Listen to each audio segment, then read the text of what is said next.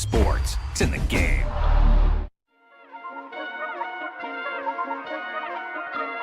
Murder on the beat, so it's over.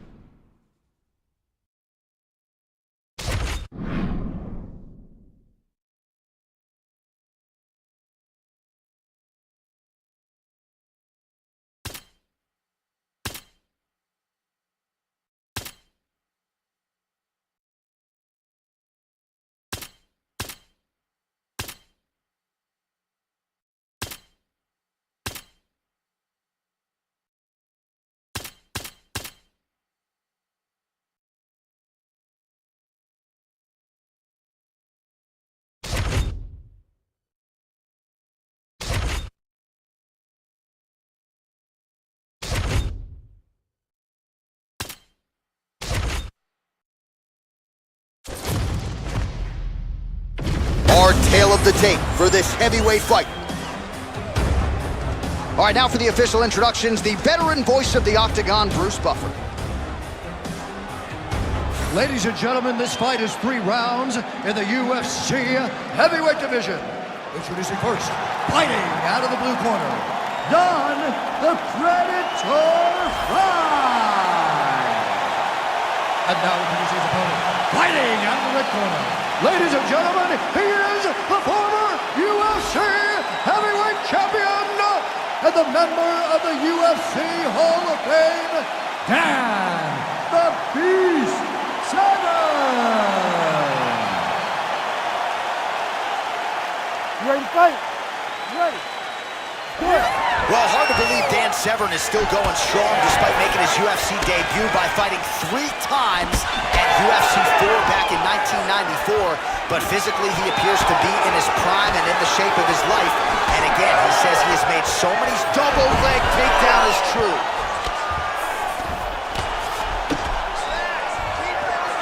Big ground and pound. Oh, well placed with the hammer fist there by Severn. Pretty good work with the strike there from bottom position. Severn's looking to pass into half guard here, but he's denied.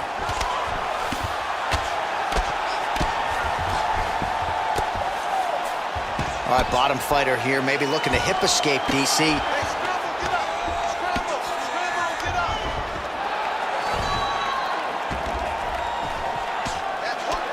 We'll see what he does here. He postures up and lands to the head. Side control now. Oh, his ground and pound is on full display here tonight.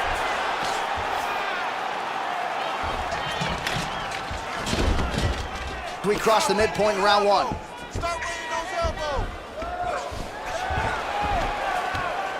Now he's going full mount. All right, so perhaps he's going to have to address something defensively. There is a legitimate cut around his eye. Yeah, he got cut on the eye from that last strike. He's got to pay attention now before it gets worse. Really good job to land these strikes from top position. in the half guard. He's got his head looking for the arm triangle. Ooh, arm triangle's in tight. It's getting in very tight. Somehow, some way he got out. These guys are back and forth, and submission defense wins this transition. Ooh, right into side control, DC. This is where you want to be now because you get to make your opponent decide. They try to turn back into you, you can attack guillotine. If they turn away to try to get to your knees, you throw your hooks in, and you got all your rear choke submissions. Posture's up now. Oh, and delivers. Huge punch to the head there. Great submission defense on display tonight.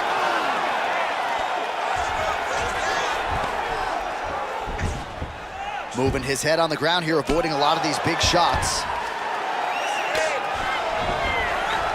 Still trying to get the submission here. He is fighting for the sub. Lands the ground and pound strike here. An elbow!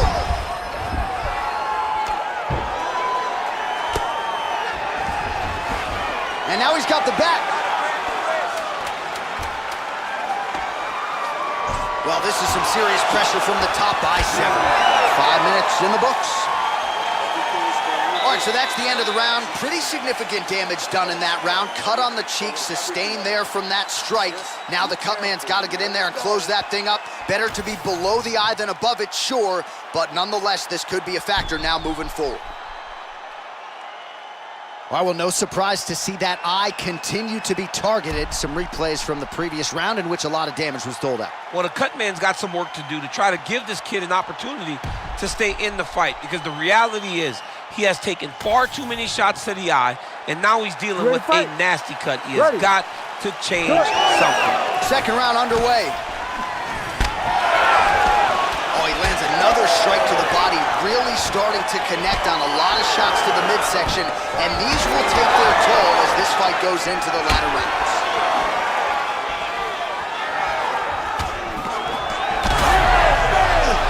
He's hurt. That knee hurt him.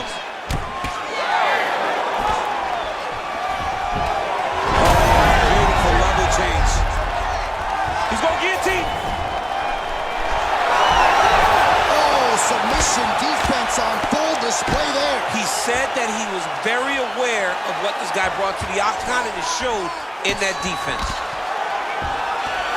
Ground and pound, the hammer Mark Coleman would be proud. All right, so inside the open guard of his opponent. You gotta be careful playing around for too long here on the ground with this guy. All right, side control now, DC. You know he's in his element on the ground. A lot of tricks up his sleeve. A lot of tricks. Well, the ground and pound has been working for him. Nice job here by Severn. Good, solid strike on the ground. Beautiful ground and pound. And it looks like he has a cut now. Another ground and pound strike lands for this man. All right, so yet another ground and pound strike lands right there, DC. He's getting very active now that he knows he can land these strikes. Yep, got to be very careful there. Just over 2 minutes to go in round 2. Well, working pretty effectively from the top here. Nice ground and pound by Severn. And there it is, another strike gets through on the ground. And again, dealing with that cut around his eye. Got to be careful. He's got to shore up the defense, because if he keeps getting hit there, it's only going to continue to get worse. A lot of top pressure being applied here as he works out of side control. Trying to guard pass here, not today. No, it ain't happening. Good job understanding the transitions.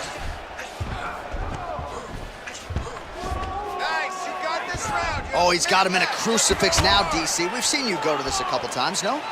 This is one of my favorite techniques.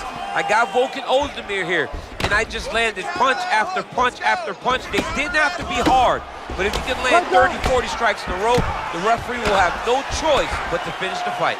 Oh, he is masked in blood. I think I can actually pick out his blood type from here. Where's the doctor?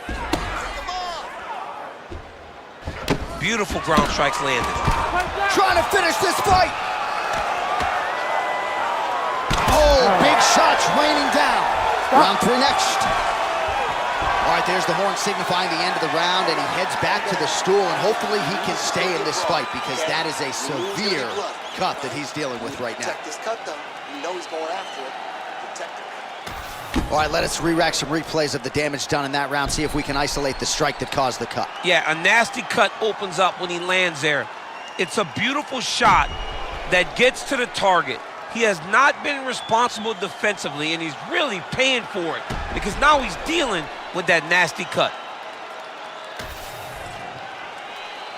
You ready to fight? Ready. Third round underway. What a great job getting that kick to the target. Huge connection by him there. He needs to get on his bicycle, John. He needs to get into space so that he doesn't get finished. All right, so look at that. A cut has been opened around that eye area. He's taking shots over and over again to that area, and now he's dealing with a cut. Well, he's on his back, but he's landing. Well, this UFC fight is sort of dissolving into a horror movie. I don't need to see any more damage inflicted. You don't have to lose everything on one night. His corner can stop the fight now, and he would be mad now, but he would appreciate them later because it will extend his career going down the line. Well, the ground and pound is there once again. Strong work here by Severn. Well, it's been a wild fight thus far, perhaps a contender for some bonus money at fight's end. These guys are going to have to dig deep. They're both hurt. They're both hurt. You expected it, though. You expected a close fight. You did not expect a war like this, though, where both guys, from the moment they said fight, went forward, got in each other's face, and just beat each other up. It's been tremendous. This is some exhausting work, man. I mean, it is so tiring to be fighting in this way. So much wrestling, so much. In position for a submission attempt here. It's tight, it's tight. He's up. What submission defense on display?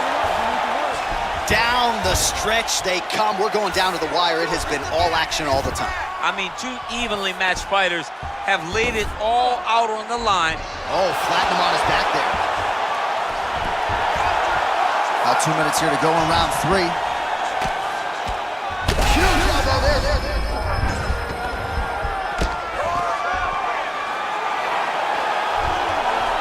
Good work from the top here by Severn. Don't let him run him out. Keep on your side. Continuing to stay busy here on the ground.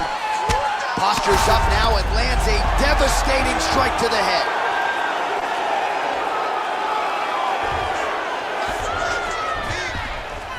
Another ground and pound strike gets home. Every strike he lands, that cut gets worse. Yeah, it's getting worse, and he needed to address it a little bit sooner because now that damage is starting to pile up.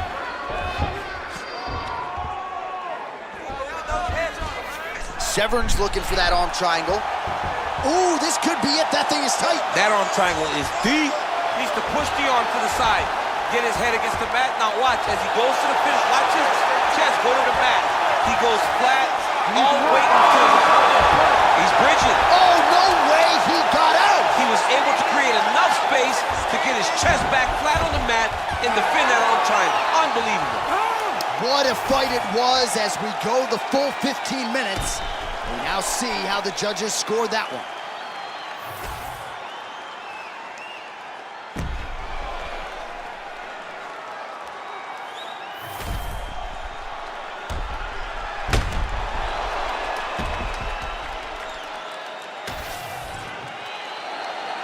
All right, the official decision is now in. Here is Bruce Buffer. Ladies and gentlemen, after 3 rounds, we go to the judges' scorecards for a decision. All 3 judges scored this contest 29-28. For the winner by unanimous decision, Dan the Beast Severn. All right, so another massive, massive win for Dan Severn. He put a lot of pressure on himself to win this fight, to get the better of this particular opponent, and you got to think he is happy with the result here tonight. The celebration is on for one of this sport's true greats, Dan Severn.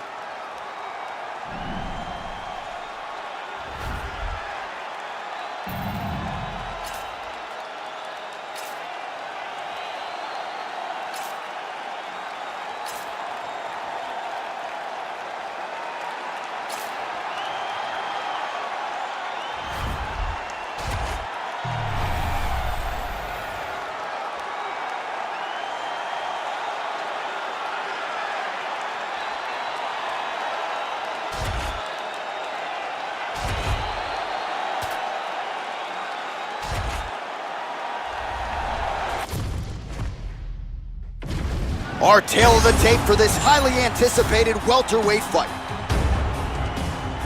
Here once more is Bruce Buffer. Ladies and gentlemen, this fight is 3 rounds in the UFC welterweight division.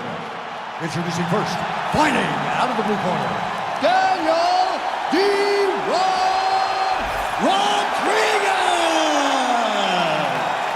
And now introducing his opponent, fighting out of the red corner. Ladies and gentlemen, he is an Ultimate Fighter season winner, Nate Diaz! You ready to fight? Ready. Good. So the Stockton Southpaw Nate Diaz back at it here tonight, more than 10 years on this UFC roster. Pretty fast starter. He'll try to get the hands to the target early on, and you know about the legendary chin. A lot of power in the opponent tonight, but easier said than done to get Nate Diaz out of there. Oh, left hook to the head, it's blocked.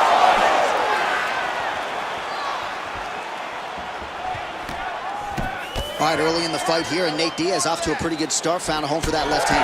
I mean, and it's powerful. It does not seem like Nate is throwing it hard, but he always finds his target and is very accurate with that straight left hand. So he kind of feeds the right hand to get you moving where he wants, and then bang, he drops that straight left on you that hurts so many.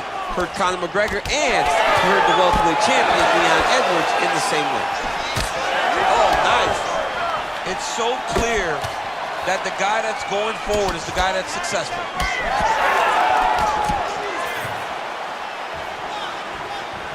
Pocket presence and punches and pressure and pace. It's a lot of P's, but when you're fighting Nate Diaz, you better be prepared because he is coming and he is not stopping until the final hit. Under 3 minutes now to go in the round. Connects with a beautiful jab. Stuffs that takedown attempt without issue. He's hurt so bad. He's got to find safety. Find a way that you can recover. Oh, nice right hand. Oh, man, what a connection like that. I'm sure his opponent knows where he is. No, he is on Beach Street right now. He's seeing Tweety Bird over the top of his head. When you take a hook like that, you are on wobbly legs. Some real power shots here. He's hurting him bad, man. That right hook is nasty. Well, let's see if he goes to set up the hook again. He has really done a nice job punctuating his combinations with that hook tonight. All right, so that opened up a cut around his eye area. He hasn't moved his head well. He was taking shots too clean, and now a cut has opened up. Oh, misses with the hook. Diaz's shot there is blocked. And both fighters exchange in the pocket. Strike lands there, and somehow his opponent's chin held up. His opponent's chin held up, but you do not want to be on the receiving end of those types of strikes. Oh! There it is again. Look at that. Diaz's eye is closing up now. Not good for him. 15 seconds to go. Oh, and he tags him with the straight. Beautifully placed there by Diaz. Another punch to the head. Round 2 is next. Stop. All right, so the round is over. You see, obviously, the fighter has a cut on his cheek sustained in that round, but better to be below the eye than above it. The cut man is in there trying to close it up. It happens. All right, so there's the horn signifying the end of the round. We had a knockdown there, but not a knockout. No, it wasn't a knockout, but you can't take those shots. That big punch landed, and it sat him down. If he gets hit with another one of those, it might be good night, Irene.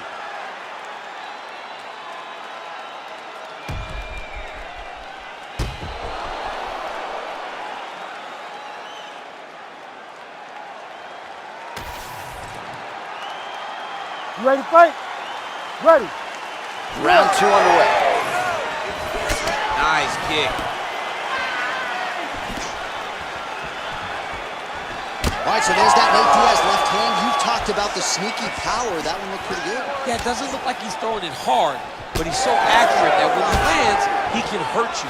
Nate Diaz has a really good left hand, and it's all rooted in how he hides it behind that slap. The best execution she'll ever see. You don't really stand after you take a head kick like this. That is such toughness to even be able to speak right now. Well, no denying the durability on the other side, but at this point, Both unwilling to take a step backward. What a phenomenal fight. And back to his feet. Big left hand there inside. Oh, that was a big one there. Oh, nasty cut right on the bridge of the nose. He is bleeding. When both are prepared, these are the types of fights that we expect. That punch no good. Under 3 minutes now to go here in round 2. Oh! Oh my God! Yeah, man, crowd loving it. Just a gorgeous shot there to end the fight. Really just the way he drew it up. He found the opening and capitalized on it to the utmost extent. Nicely done to finish the fight.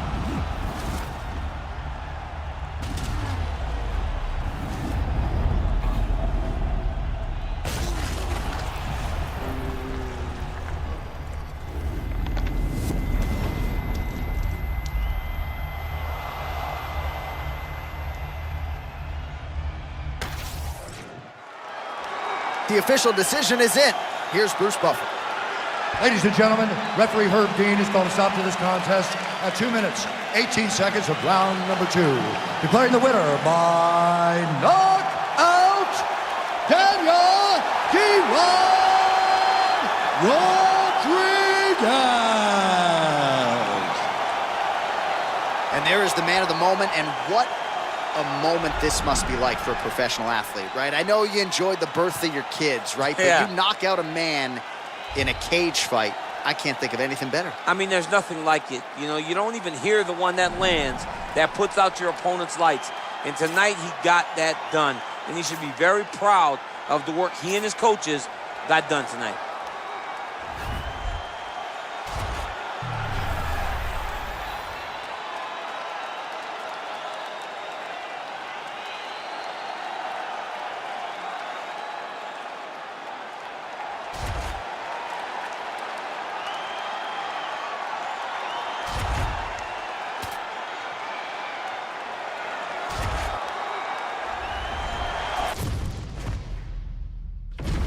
Our tale of the tape for this strawweight fight. Here's Bruce Buffer. Ladies and gentlemen, this fight is 3 rounds in the UFC strawweight division. Introducing first, fighting out of the blue corner, Jillian the Savage Robertson.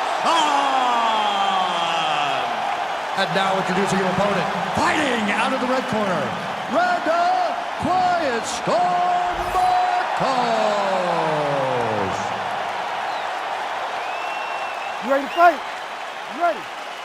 Do it. All right, here she is, Randa Quiet Storm Marcos, outstanding Canadian strawweight, and one who is very hard to put away. She has only been finished once. She has more stoppage wins to her credit.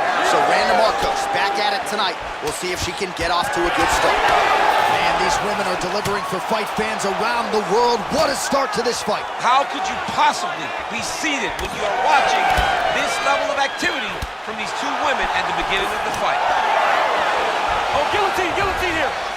Oh, gotta protect your neck. Guillotine choke is locked in. Oh, did she just do that? Beautiful counter as she gets side. Oh, somehow she gets out. I thought it was over. But that's one thing you know. Never underestimate these fighters in their submission defense. Marcos is back in half guard, very comfortable here. Ground and pound strike there now. Oh, look at her now, setting up for the submission. What a submission attempt. She's starting to dance. It's very deep now. Oh, what submission defense. I'm gonna have no voice if she gets out of this. She is a savage. It looked like she was done, but she kept fighting, and now she gets to continue on. Beautiful job reversing the position there. She's stepping over the mount here. This is a terrible position. Really doing a nice job getting these shots home on the ground. Oh, and there's another ground strike for good measure. Nicely done.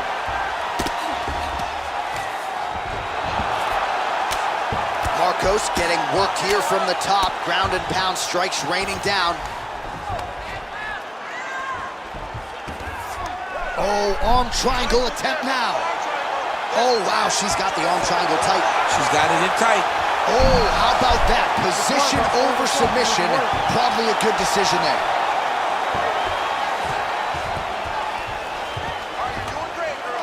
90 seconds now to go in round one.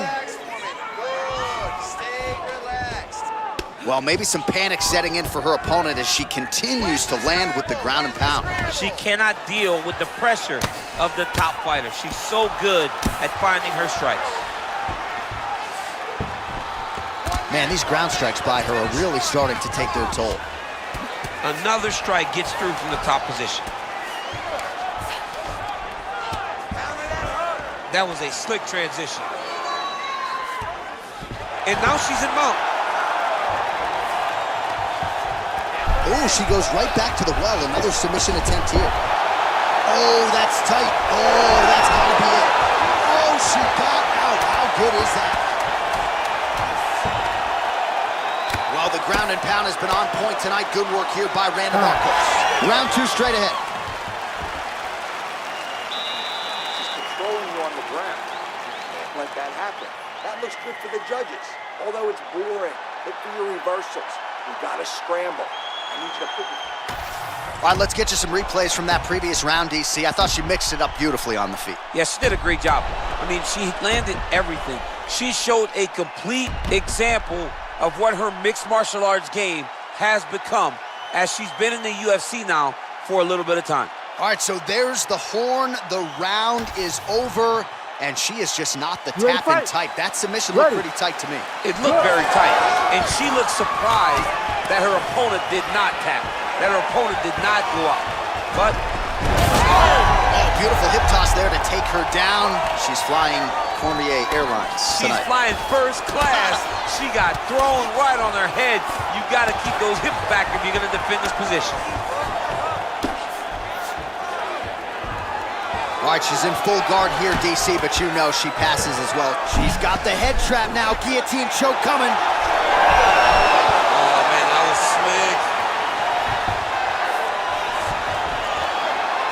But at least staying busy on the bottom. Well, submission offense is somewhat of a lost art in modern-day MMA, but she knows what she's doing, and yet the defensive fighter continues to thwart her. Especially off your back. She's so good off of her back that she's giving herself a chance to get the submission. Oh, really working towards the guillotine choke here.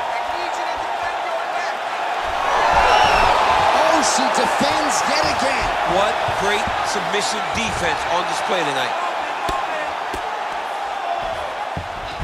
Hard to win MMA fights off of your back, but these strikes are useful from the bottom. Well, you know she can do it all in the octagon tonight. She is largely a striker, and man, has she had it going really from the opening bell. From the start of the fight, you could see that she was different tonight.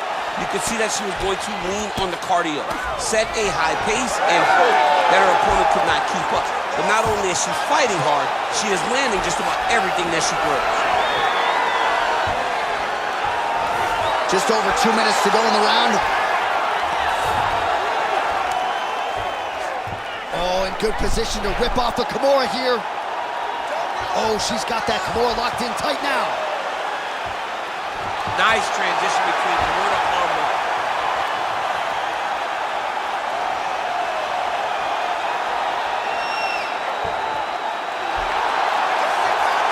Oh, how good is that? She goes belly down. There it is. She got out. She got the submission and defense going. What a beautiful display by this young lady.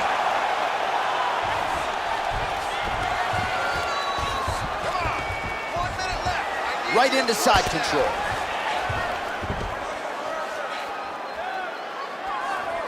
All right, 45 seconds now to go in the round. All right, north-south position now, DC. If you're on the bottom, what are you trying to do to escape? If I'm the bottom fighter, she needs to try and force the top fighter to make an action to create some sort of seat. And now she has her back. Let's go. Push, push, push. Final seconds here of round 2. Massive shot from the top. Round 3 coming up next. She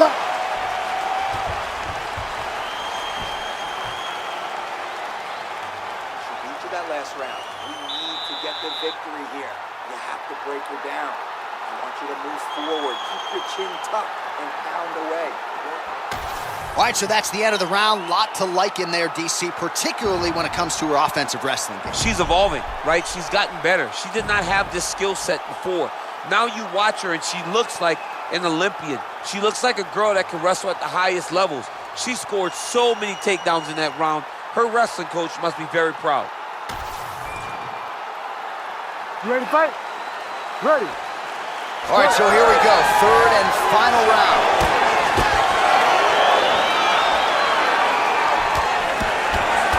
Marcos gets tattooed with that hook.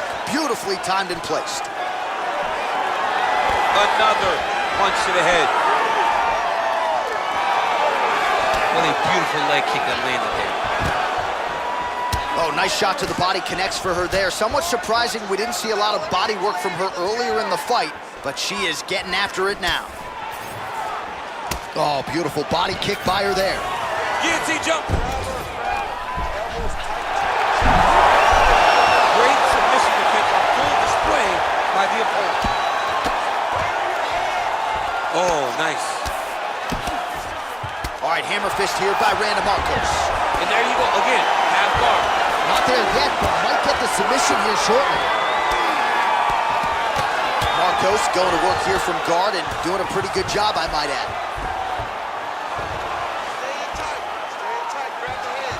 Just over 3 minutes now to go in the fight. All right, so now she's in the dominant position after a beautiful reversal on the ground. Armbar. Ooh, it's tight. Oh, she bails on the sub. She's got her back now.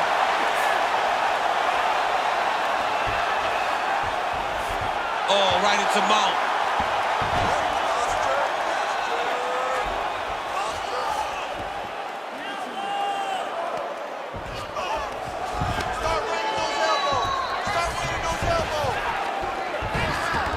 She is so dominant from the top position. Postures up and delivers a massive ground and pound punch to the head.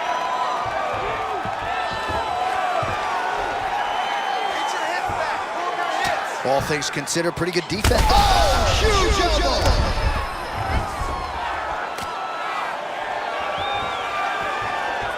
She's setting up another sub attempt. Oh, tremendous escape by her there. Beautiful submission defense on display by this young lady.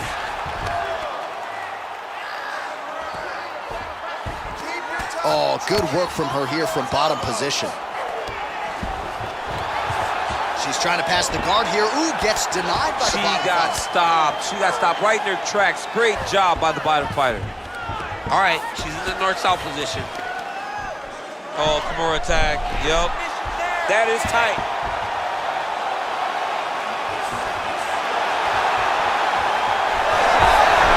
Wow, I thought she might succumb. She gets out. I thought she was going to sleep. I thought it was over. Final 10 seconds of the fight.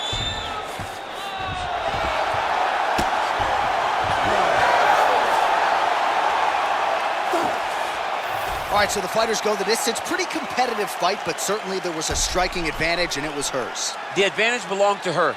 And you knew the longer she would be able to keep this fight upright, the better the chances were that she was going to get the victory. This fight never hit the ground, and she used that striking to win a pretty easy decision.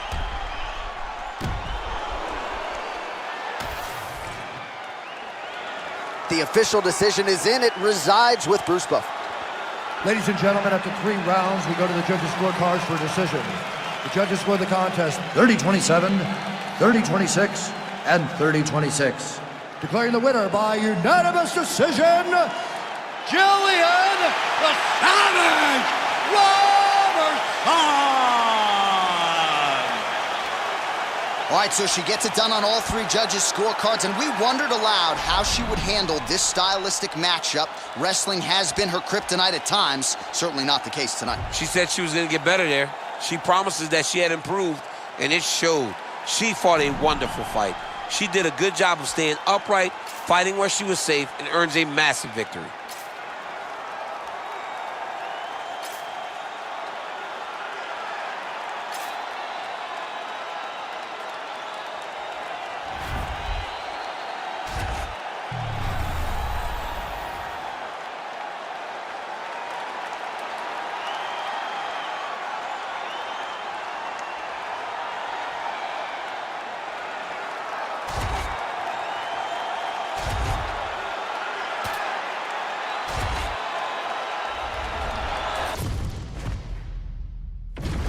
Our tail of the tape for this featherweight fight.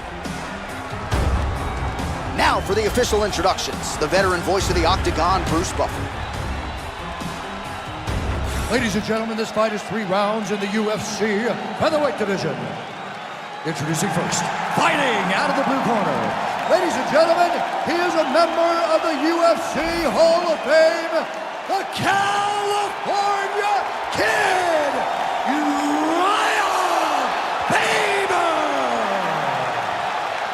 and now introducing his opponent, fighting out of the red corner, Lerone the Miracle Murphy! You ready to fight? Ready. Do it. The California Kid, Uriah Faber, ready to go here in round 1. His last first-round stoppage win against Ivan Menjivar. That was back in UFC 157 in 2013. So much championship experience, but he does get off to a good start more often than not. We'll see if Faber can continue that trend as the early moments of this one play out.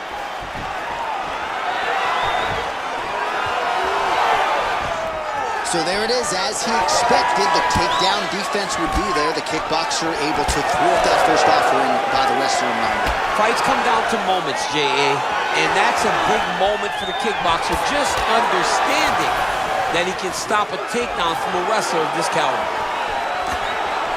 Beautiful technique.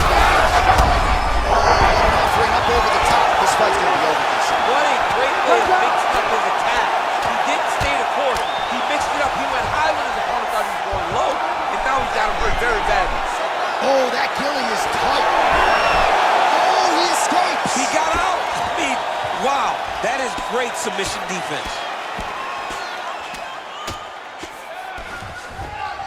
Great work here from the bottom fighter. The ground strikes continue to pile up.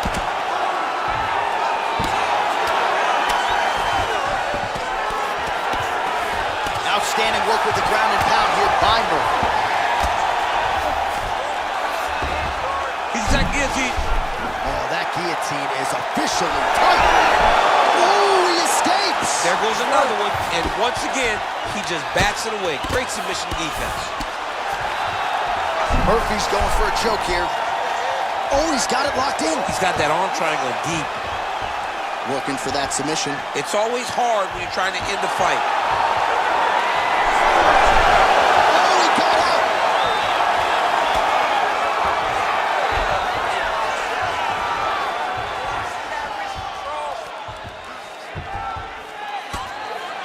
Making all these shots count.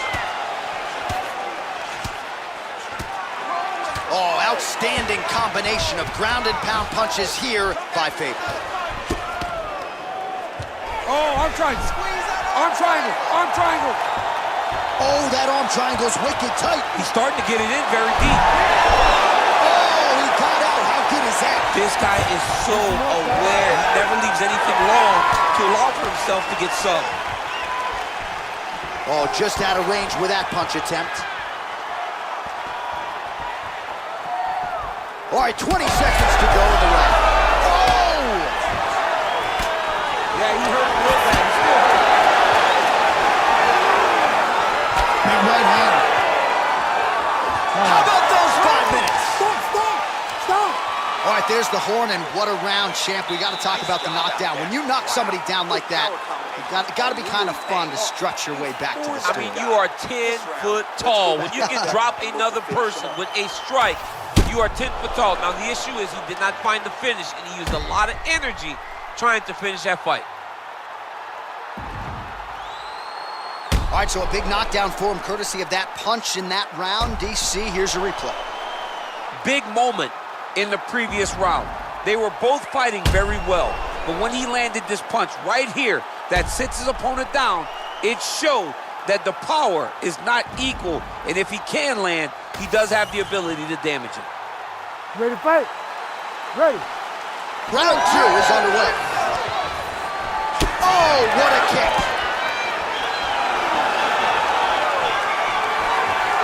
Beautiful kick to the body. So he's really starting to put together some significant... Oh, he's on wobbly legs now. Oh, my goodness.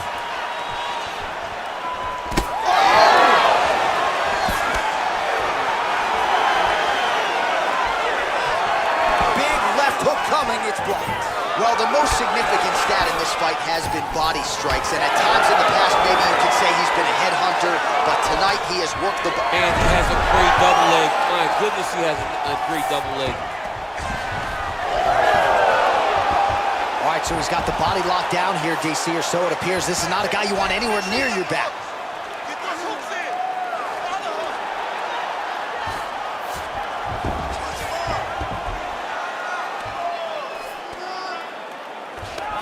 Murphy gets back up.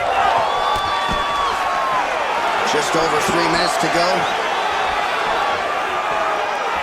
Block that punch. All right, so the swelling becoming a real factor right now. Did they inject something into his face, or is he just swollen from the strikes? He's got to start throwing down.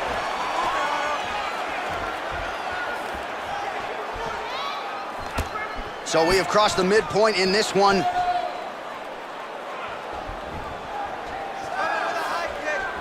Well, a really good second round for him thus far. After a somewhat lackluster first round, he has found the rhythm and found his striking range.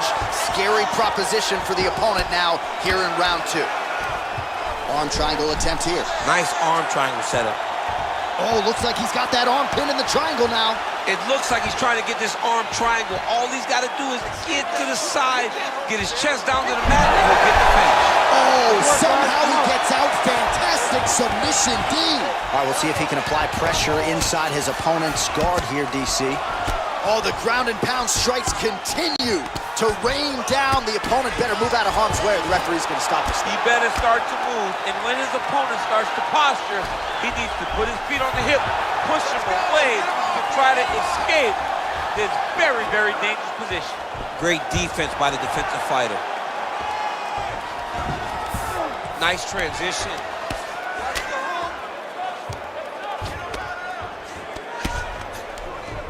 All right, half guard position here, DC. You have an extra hop in your step when you talk about fighters working out of this half guard. Oh, man. I like half guard as a top fighter.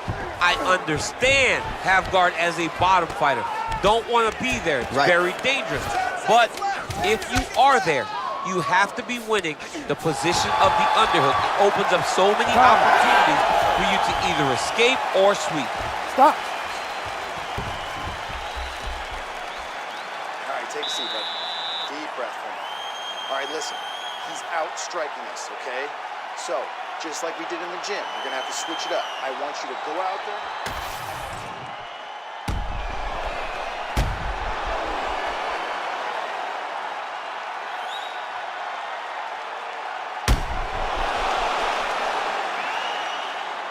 All right, so there is the horn. That means the round is over. We nearly had a finish due to a submission, but I think you got to give credit to both the offense and the defense there. Yeah, you got to give credit to both guys. But nothing's more beautiful than an extended grappling exchange like we just witnessed.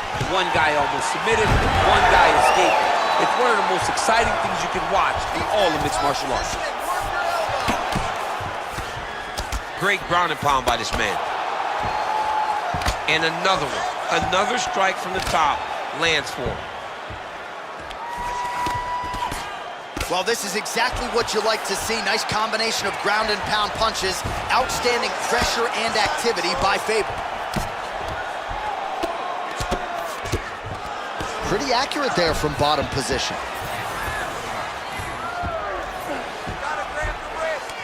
Look at him, he's setting up the choke now. Look at that, he's setting it up. Look at that, that's tight.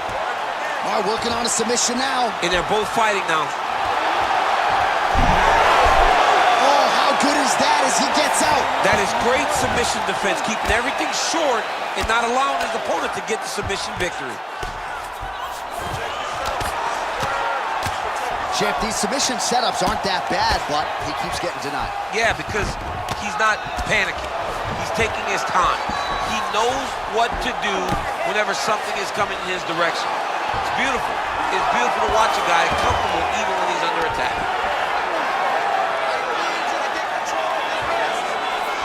Murphy's in half guard. Oh, trying to pass here, but Dikembe Mutombo style, he gets denied. Blocked! Great job blocking that pass by the bottom fighter.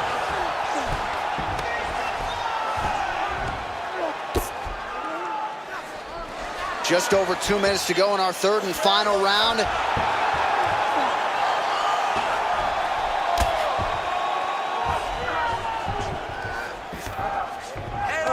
That was nice. He's got to start to get to the get-up process because everybody talks like you just get up. You don't. It's a process, right? You get to the underhook, you build to the elbow, then you start to gain height to get back to your feet. Oh, you gotta love the ground and pound strikes here. Drops down inside the now. Faber's got his head looking for a guillotine. Oh, he's out.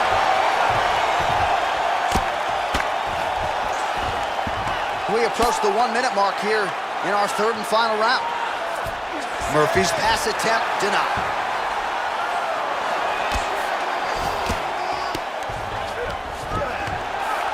Nice strike lands from the bottom. Faber's in half guard. 20 seconds to go in the fight. Murphy's right back to the full mount here. Posturing up now. And now the damage is about to start. They go the 15-minute distance. What a fight! Stop, stop. All right, so the fight goes the distance. Both guys had their moments, but there was a striking advantage, albeit slight, and perhaps that'll be enough for him to get his hand raised tonight. It should be enough. I mean, when you watch the fight, you understand that you are watching two of the best mixed martial artists in the world. But it did look like he did just enough to earn a competitive decision. The official decision is now in. It resides with Bruce Buffer. Ladies and gentlemen, after 3 rounds, we go to the judges' scorecards for a decision. For the winner by split decision, LaRon the Miracle Murphy! Whew, those split decisions are something else. He is happy to exhale at this point in time. It was a close fight, and the judges certainly felt that way as well. It's the worst feeling in the world when you go to the middle and you're just not sure. Your heart is beating so fast, especially when you hear your opponent's name called right before you ultimately win the fight. He put in a lot of work. He fought through the adversity and got the job done. He should be very proud.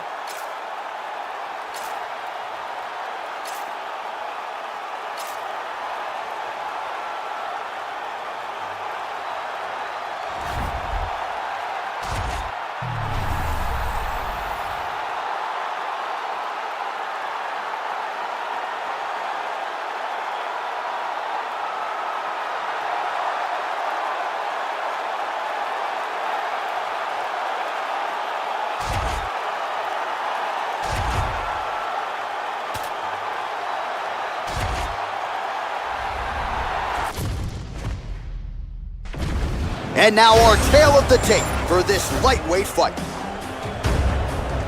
Here's Bruce Buffer. Ladies and gentlemen, this fight is 3 rounds in the UFC lightweight division. Introducing first, fighting out of the blue corner, Bruce the Dragon Lee. And now introducing his opponent, fighting out of the red corner, Paddy the Paddy Pimblett.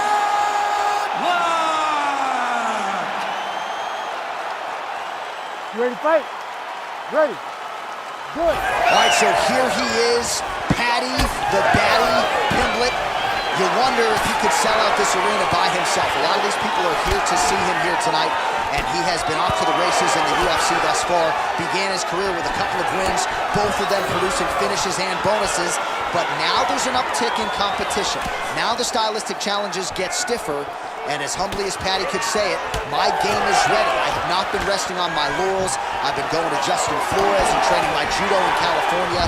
I'm bouncing around getting the best looks. You're going to see a totally different version of Patty Pimblett here tonight.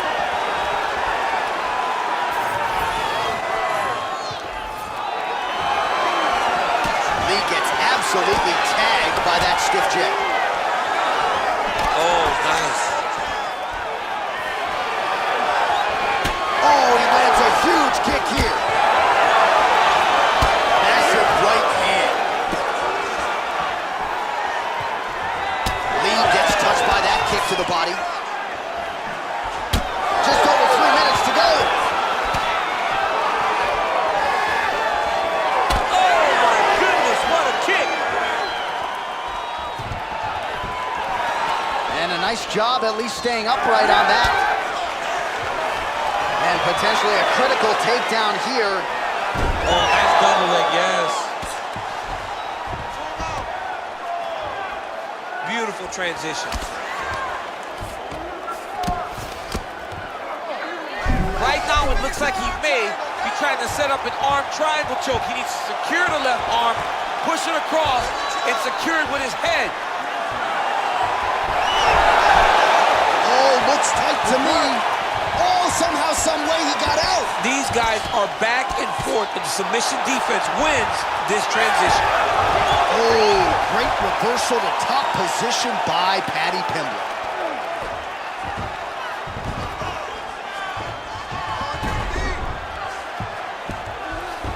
Well, anytime you are in a ground fighting situation with this fighter, you're potentially playing with fire. Getting him out here. If you're the bottom fighter, DC, what do? You got to move, you got to shrimp, you got to get up on a hip to try to move your opponent off of you or pull him down to close the space. Lands with the ground and pound.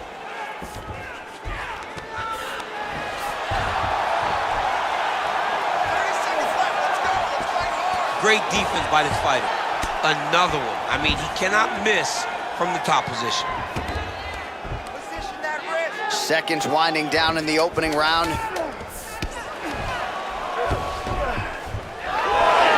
Second round, straight ahead. Take a second, guys. Deep breath. In through that nose, out through that mouth. All right, that was awesome. Don't get lazy on your takedowns. Keep your hands up. Let's punch from that shit. All right, let's take a look back at some of the replays from that last round. Unbelievable to see these high-level competitors get in each other's face, tuck their chin, bite down on the mouth guard, and just let it all hang out over the course of 5 minutes. All right, so there's the end of the round. You know, few things more exciting in mixed martial arts than a submission, and he nearly had one there. He almost had it. He had it locked in. He thought the fight was over, but his opponent was able to escape. But the next time, if he goes back to that position, maybe he gets the finish he wants so bad. Looks as though that kick to the body got through.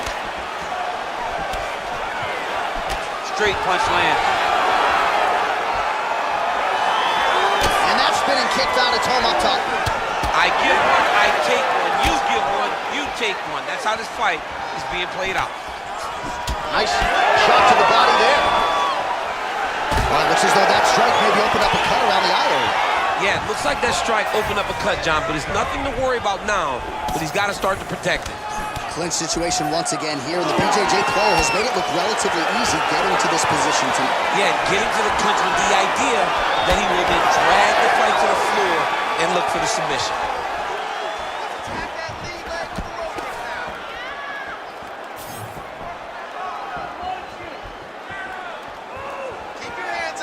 Good jab.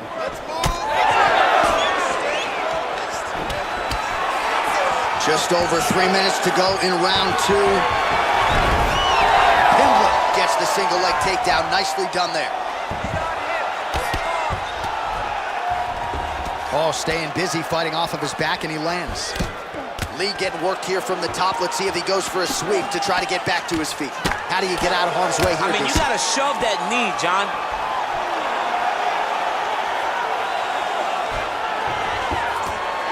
There it is. Now he's on the mount.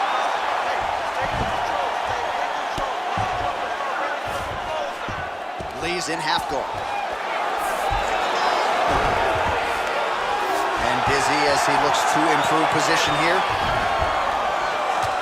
Oh, postures up and lands a huge head strike there. Nicely done by Pimblett. Gonna try to take his opponents back here, and he does. Oh, excellent pressure here from top position by Paddy Pimblett. Now he's going full mount. He needs to try to get to a half guard at least. At minimum, try to go to half guard. Well, as usual, suffocating work from the top here by Pimblett. Bottom fighter better move. Yeah, he's got to move, John. He's got to shrimp and try to either get up or pull his opponent back into him so he doesn't have the posture to land that big damage. Well, he's got his back now. 45 seconds remain in the round.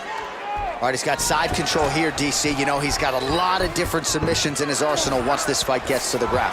Pimblett's got the full mount.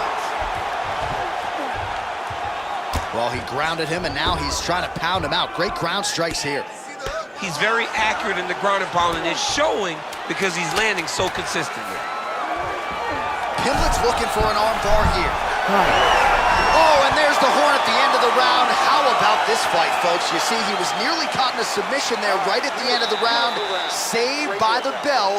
So back to the stool. Mentally probably not in a great place here. We'll see if he can recover and get himself back into this fight.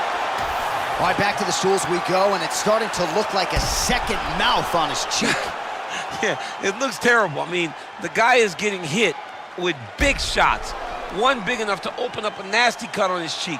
While it's in a better spot, it still is very difficult to deal with. Like if he absorbs another strike on that cheek, he might actually be able to eat through that cut on his cheek. Fight? I'm just saying. He's got a big mouth. Good. Third round underway.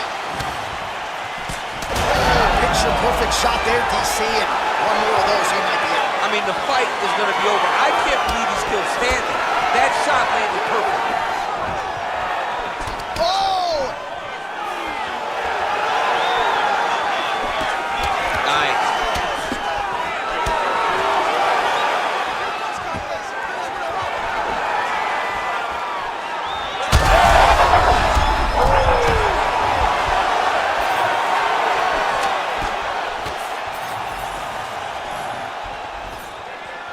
Well, we wondered earlier why there weren't as many body strikes. He's making up for lost time here. Shot to the body connects, and that bears watching. That's going to hurt this opponent. Strong hook to the head there by Pimblett. Big shot lands for both guys. That left hook was nasty. Oh! Just over 3 minutes to go in round 3. Oh, beautiful job to get the kick home to the body. Once you take that many kicks, it doesn't matter if they're hard or not. Those are a lot of kicks. That continues to sway with every huge shot being landed. Back and forth we go. Well, his opponent seemed to be stunned to a significant extent, but was able to recover, and it's almost like he let him off the hook. Kind of let him off the hook. He needed to really put his foot on the gas to try to find that finish. Well, you got to admire the urgency here. He is trying to keep the judges out of it, lighten up his opponent left and right. What a nasty flying knee to the head. All right, well, time is the enemy now, DC, and he's really running out of it if he's going to get his hand raised tonight. He's got to go forward. He's got to do everything at his opponent to try and find that punch or that kick that's going to end the fight. There is no time for strategy. All right, working inside his opponent's guard here. You cannot sit in these jiu-jitsu guys' guard. And you can't have one arm in, one arm out. Guys can start throwing up legs, chasing triangles. Oh, he passes to half guard now. And he's not posturing to land punches, so look for a submission attempt. Attempting a choke now. That Darce is tight. Darce choke locked in, it's only a matter of time. But he cannot rush. He's got to control his opponent so that he doesn't lose him in the scramble. Working hard once again for that submission. It looks tight to me. Oh, gives up on the submission now. We'll see where he goes from here. Oh, he flattens him on his back now. 15 seconds remain in the round. Nice movement to avoid some of those strikes from the top. Down. Hey, stop.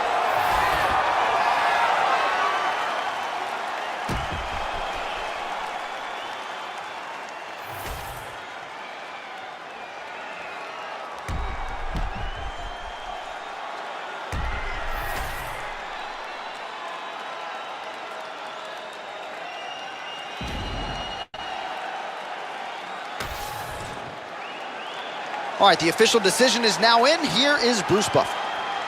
Ladies and gentlemen, after 3 rounds, we go to the judges' scorecards for decision. All 3 judges score the contest 30-27. Declared the winner by unanimous decision, Paddy the Baddy Pimblett.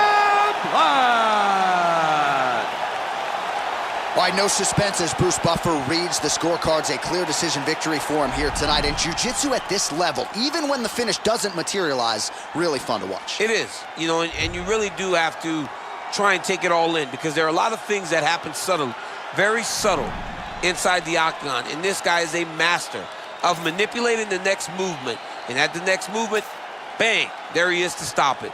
What a fantastic performance.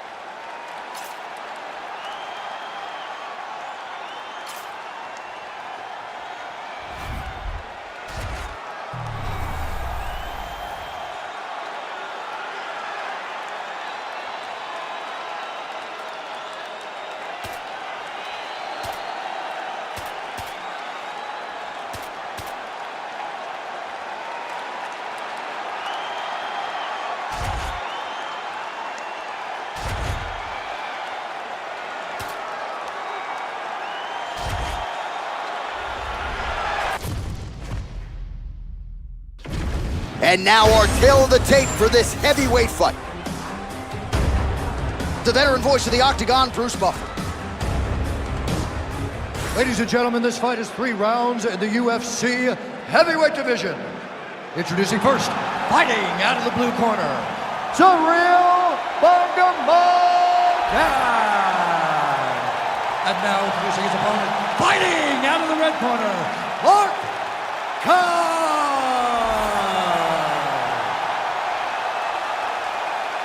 You ready to fight? You ready? Good. All right, so here we are back in one of America's most underrated sports cities. Good to have you with us from Houston. Oh, he is stunned, drunk driving out there. We'll see if he can recover. That one ended clean. Oh, no, big left hand.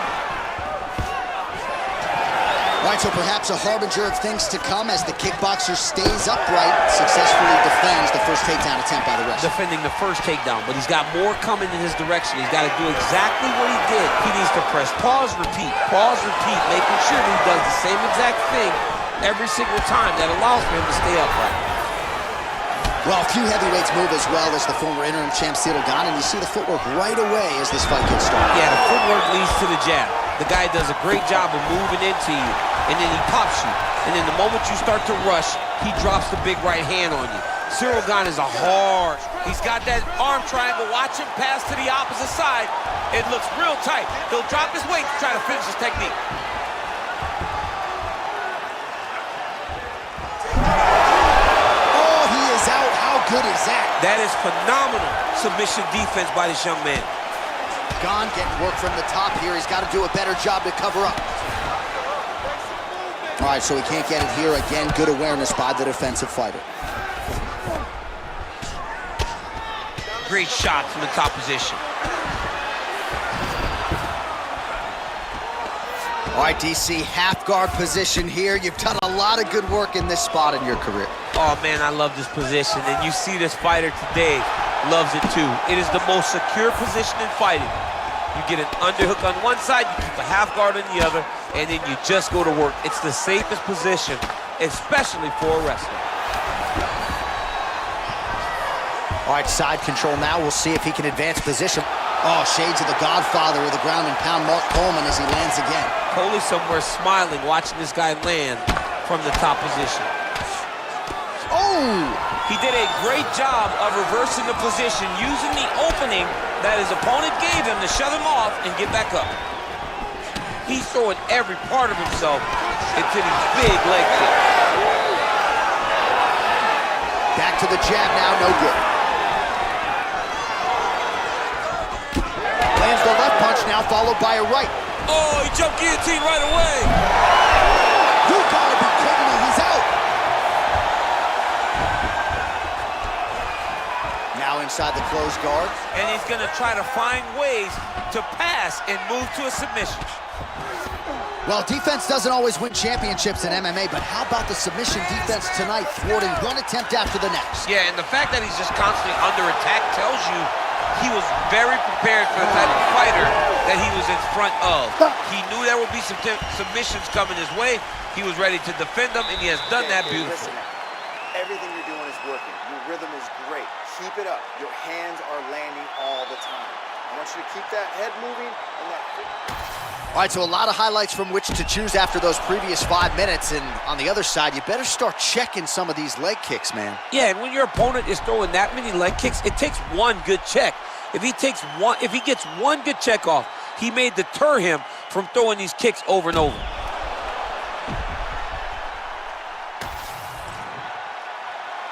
You ready to fight? Ready. Here we are, early round 2.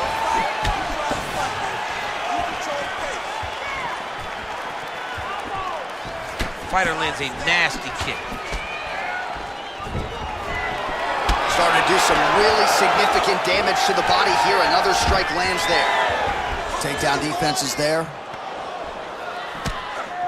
Oh, huge knee to the head. He could be in trouble here.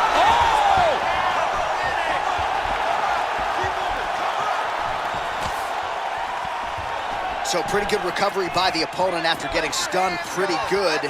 Got to capitalize on those opportunities. I mean, you can't waste these opportunities. You don't get them as often as you'd like. So if you get a guy hurt, you got to find a way to finish the fight. Gane's cheek looks like it's cut here, starting to bleed a little bit now. Oh, he's stuck in the guillotine. How in the world did he escape that submission? Getting worked to the body now by that elbow. So nice job changing levels with the striking there. He passes to half guard.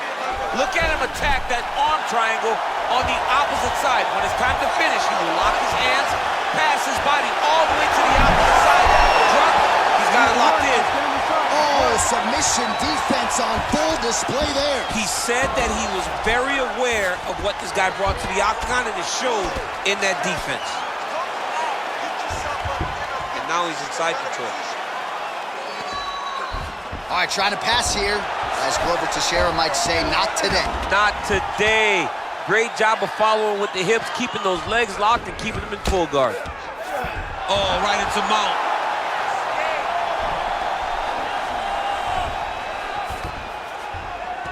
All right, half guard position here. We'll see what he can do with it. A lot of weapons at his disposal from this dominant position. Oh, man. I feel for a wrestler, this is the most dominant position in all of fighting because wrestlers love control. Right. And to have your upper body free and your leg able to hold your opponent in position. Looks like he's got a couple hooks in here, DC, and defensively, you better be careful.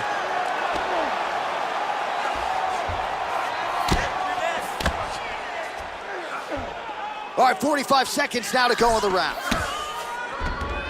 All right, so you got to be careful playing on the ground with this guy. You don't want to mess around for too long. Now drops inside that closed guard, DC. Full guard. Let's see how patient he is as he attacks a submission or kick. Oh, is that a huge strike right there? I'm not sure how many more of these his opponent can take. Massive shot. Hurt him again. Oh, what a way to end the round. Saved by the bell. He got stunned by a huge shot right before the horn. And now, a little bit gingerly, he makes his way back to the stool. And he's only got 60 seconds to recover here. So we'll see if his corner, physically, mentally, can keep this fighter in the fight.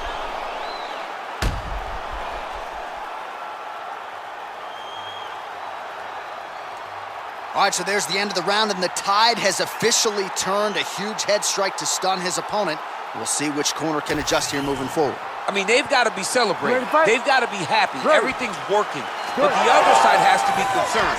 They have to figure something out, make some sort of adjustment to try to change the tide of this fight. Great job by Ciryl Gane to use his feet to get inside and learn the jab. A lot of people are going to be trying to take this guy down, but he moves so well. People talk about Ciryl Gane as if he moves like a welterweight. No, he moves more like a bantamweight. We've always talked about guys moving well at 135. Cyril Gane moves like one of those guys at heavyweight. That's why he presents so many problems. And not only does he have that beautiful jab, he possesses a ton of power that can put you up. Well, you know this is the hurt business, and both guys are compromised at this stage of the fight. Yeah, both guys are compromised. Both guys have been beat up. Both guys have done a great job of landing, recognizing what they wanted to get done, and it's showing. This is a very evenly matched fight.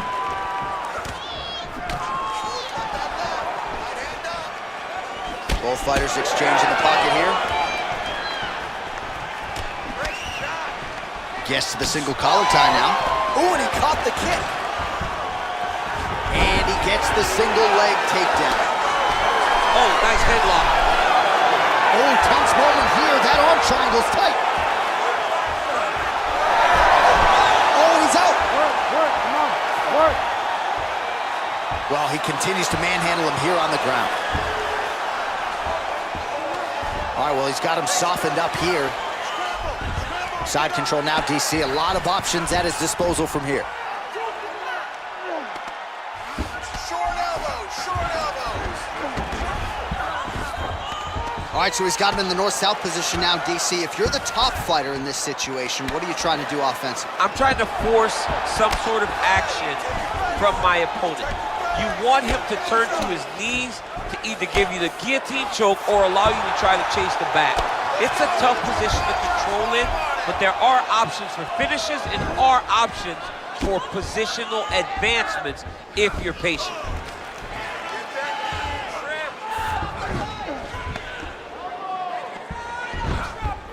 All right, so he's got the ground and pound game going here. Posture's up now. That's a vicious head strike. How'd he take it? All right, he continues to bully his opponent here, really manhandling him on the ground. All right, side control now. Oh, staying busy from top position. He lands another ground strike there. Wow, all things considered, pretty good shot from bottom position.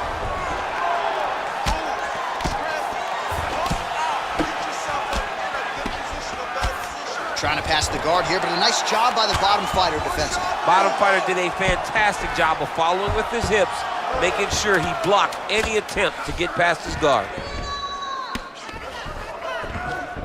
And that is how you end a fight.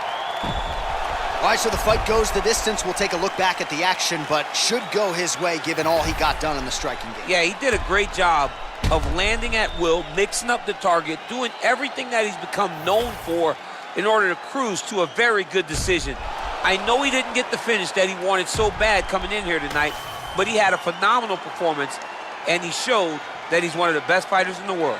The official decision is in. It resides with Bruce Buffer. Ladies and gentlemen, after 3 rounds, we go to the judges' scorecards for a decision. All 3 judges scored this contest 29-28. Declaring the winner by unanimous decision, Cyril Gane.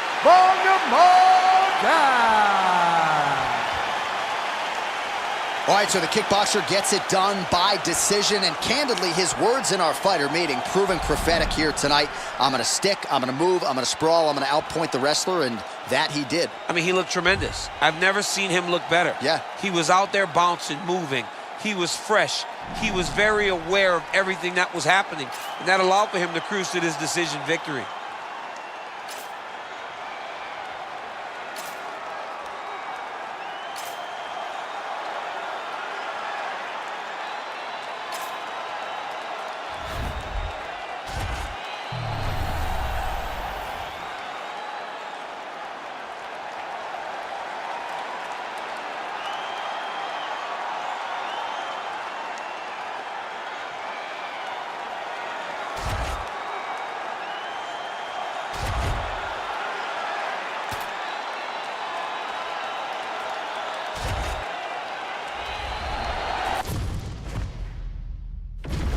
All right, now our tail of the tape for this bantamweight scrap. Now for the introductions, here's Bruce Buffer. Ladies and gentlemen, this fight is 3 rounds in the UFC bantamweight division. Introducing first, fighting out of the blue corner, Sugar Sean O'Malley. And now introducing his opponent, fighting out of the red corner, Rob the machine, Wallace Riley! You ready to fight? Ready. Let's do it. All right, so the Sugar Show is back live and in color. Sean O'Malley trying to keep the momentum going here tonight. He has been a very fast starter inside the octagon. Let's see if that trend continues as the challenges get stiffer here tonight. All right, good start for the Sugar Show. Sean O'Malley realizing particular success with that left hand. Yeah, he's got a great left hand. He's so long for the weight that he pops the jab and he just darts in with the left hand. And you see it on full display right now. Oh, high kick.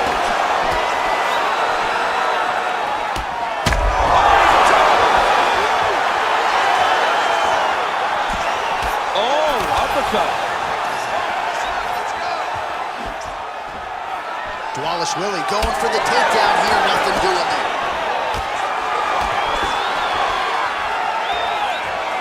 Unable to connect with the right. All right, clinch situation here, pursued by the wrestler, and a nice job to get inside against the kickboxer who candidly doesn't like this dirty boxing on the inside. He doesn't want to be close. He wants space. He wants things to look clean. This wrestler wants to grind on you. He wants to wear you down. He wants to make you carry his weight for as long as you're inside the octagon. It is so exhausting and fatiguing to fight this type of fight. Wallace Willie's right back to the full mount. Really maximizing his shots here on the ground.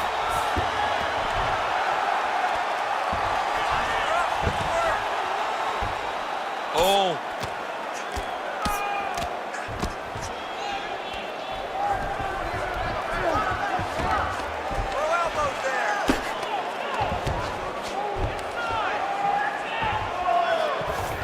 Just over 2 minutes, round one. Moving his head pretty well defensively on the ground here. Well, not good body language from his opponent here, DC. He's curled up. No, he's exhausted. He's been beaten. Wallace Willie's in half guard now. Oh, the ground and pound is there. Big ground and pound. Look at that. Recognize who's about to lose position. You can't take all those unanswered strikes. They don't have to be that damaging. Yeah. You just gotta move. Under a minute now to go. Setting up a submission. Oh, he's got the Kimura position locked in now. Oh, he's got a strong grip on that arm. He starts to extend the elbow. Oh, he's out of danger. Great submission defense. He's able to take his arm out and stay safe. Oh, big shots from the top. Oh, and another punch on the ground gets through. May need some defense here. Working out of side control here. His opponent trying to control posture, but you got to be careful here. All right, so there's the horn signifying the end of what was a great round, DC. Got to talk about that knockdown. What a fantastic round. He was able to set up a great shot, got the knockdown. You have to be feeling good as he walks back to the corner. All right, let's check out some of the action from that previous round, DC, and what a display on the feet. Huge knockdown with that kick. Yeah, he's a high-level striker. He throws these kicks to the body, he throws them low, but when he goes up top, he's very powerful, and he can end anybody's night. The toughness displayed by his opponent allowed him to stay in the fight, but he cannot take many more of those types of strikes. You ready to fight? Ready. Second round underway. Oh, lands a nice straight.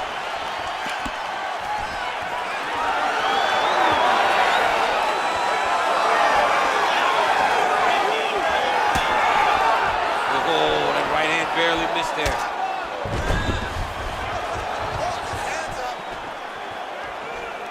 Straight right is there.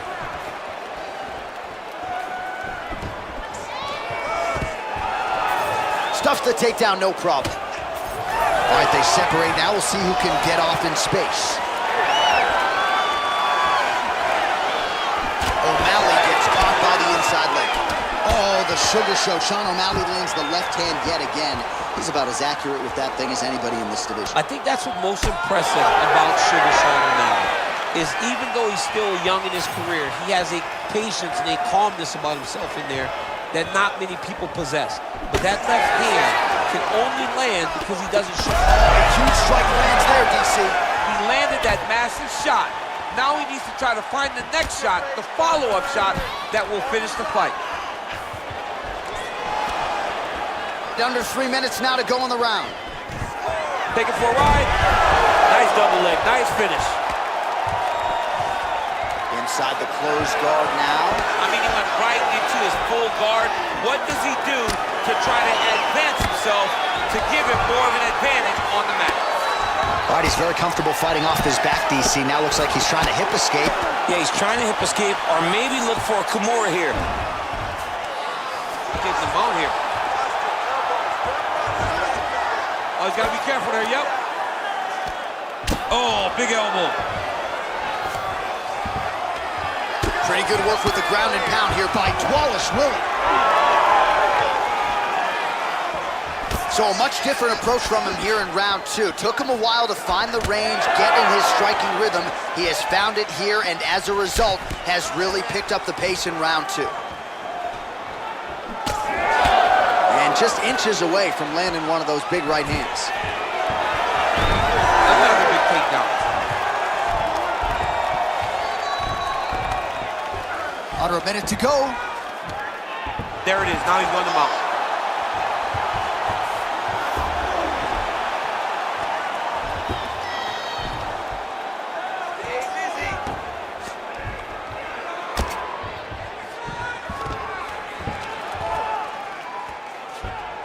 This is where he wants to be.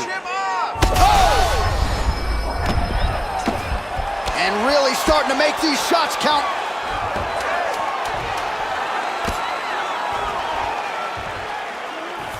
Outstanding round. Do you believe it? Another 5 minutes coming up.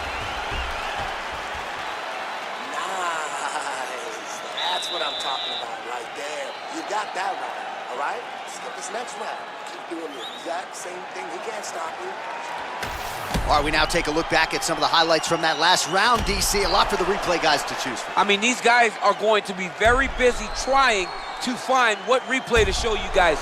Lands on both sides of the octagon. Both guys fought great. What a phenomenal round.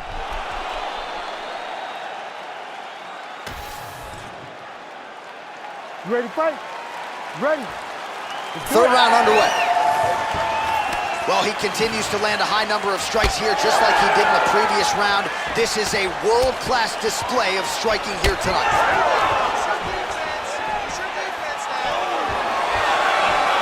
Oh, nice takedown defense. Now they separate.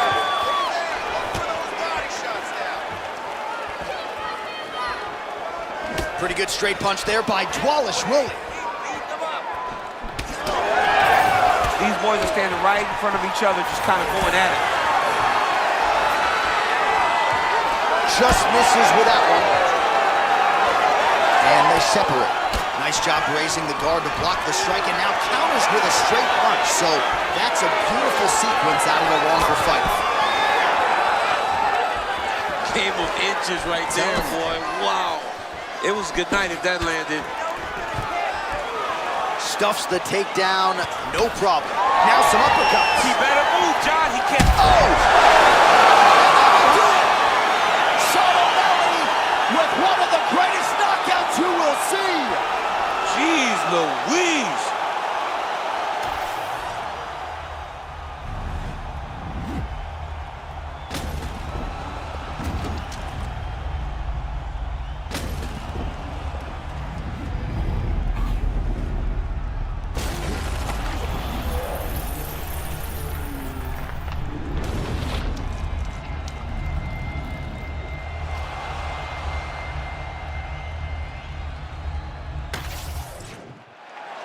All right, Bruce Buffer now inside the octagon has the official decisions. Ladies and gentlemen, referee Herb Deans called a stop to this contest at 1 minute, 47 seconds of the third round, declaring the winner by knockout, Sugar Sean O'Malley. Well, Well, Sugar Sean O'Malley had some doubters coming in here tonight, but he mutes those naysayers yet again. We congratulate O'Malley on another monumental UFC win, and the nature of this result figures to provide the matchmakers a lot of different options moving forward as to who might be next for Sean O'Malley.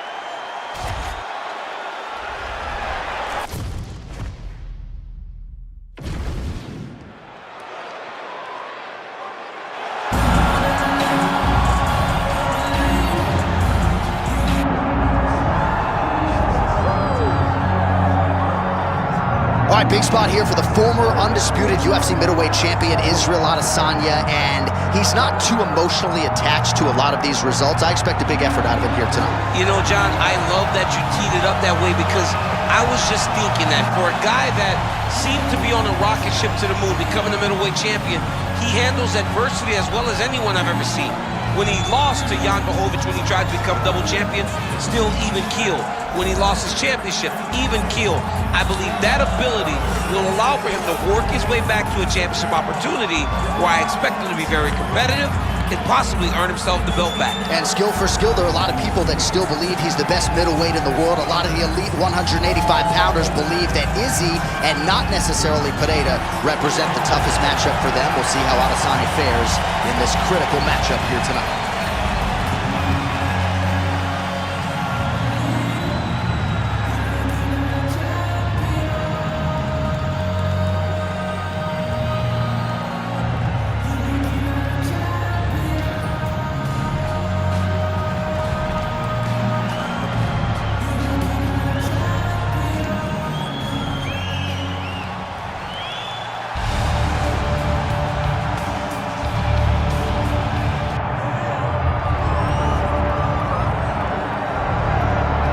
Well, we have seen a lot of fighters expeditiously rise to mixed martial arts superstardom. But how about Alex Pereira? Crosses over into mixed martial arts from kickboxing and essentially takes the sport by storm? By storm, John. I mean, so fast to go from a guy that was what can be to the champion. But when you possess this level of skill, when your kickboxing is second to none, and then you train with Glover and you develop wrestling defense, you know that you have a chance. Pereira not only had a chance, he took it all the way to the title. And tonight, he looks to get another victory. He's seemingly a perfect mix of intensity and composure. He has heart, championship medal. Alex Pereira, the total package. We're certainly glad he's here in the UFC.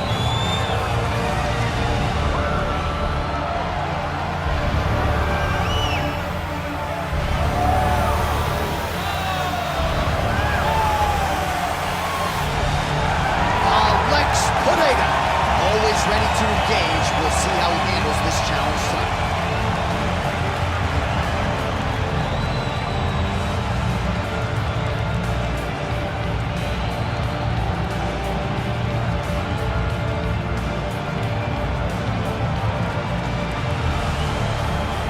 Our tale of the tape for this light heavyweight championship fight. All right, now to get us started, we go inside the octagon where we find Bruce Buffer. Ladies and gentlemen, this is the co-main event of the evening.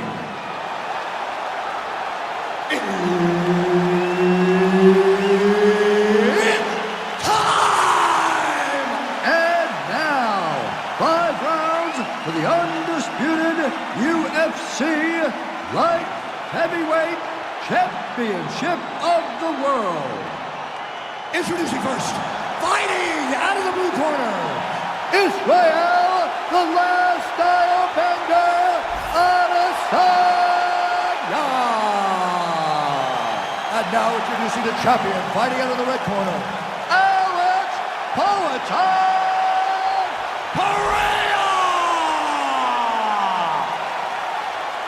Herb Dean, our referee for this one. All right, here we go. Israel Adesanya, Alex Pereira. I don't have to tell much of this fan base, Daniel, that in kickboxing, Pereira has 2 head-to-head wins over Adesanya, one of them coming via left hook back in Sao Paulo in 2017. Adesanya doesn't want to hear any of that noise tonight. He does not. And Pereira was able to knock him out in the second fight, but Adesanya had his moments. How does that all relate to fighting in 4-ounce gloves? This is the highest level of kickboxing that we have seen in the octagon, and to have this opportunity to watch it is truly, truly good for me and everyone else that are sitting in front of their television. Well, every MMA fight begins on the feet, and that is music to the ears of Alex Pereira, who has found a home for that left hook early. I mean, that's his best shot, man. We have seen Alex Pereira land this left hook in kickboxing to finish Israel Adesanya, and also inside the octagon where he knocked out Sean Strickland. It is such a powerful strike, and Pereira is a master of it. Let's go. Throw those hands. Pereira circling now towards the left. Lands a solid kick right there. Big strike lands. Big strike lands. Now he looks to try to chase down that finish.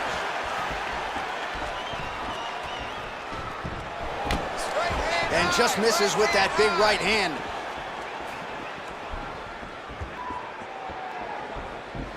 Good jab there by the champion.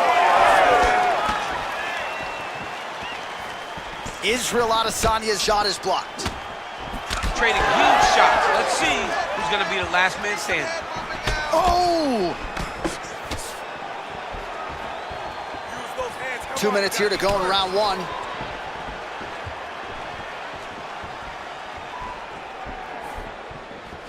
Real quick leg kick. He did a great job of blocking that punch.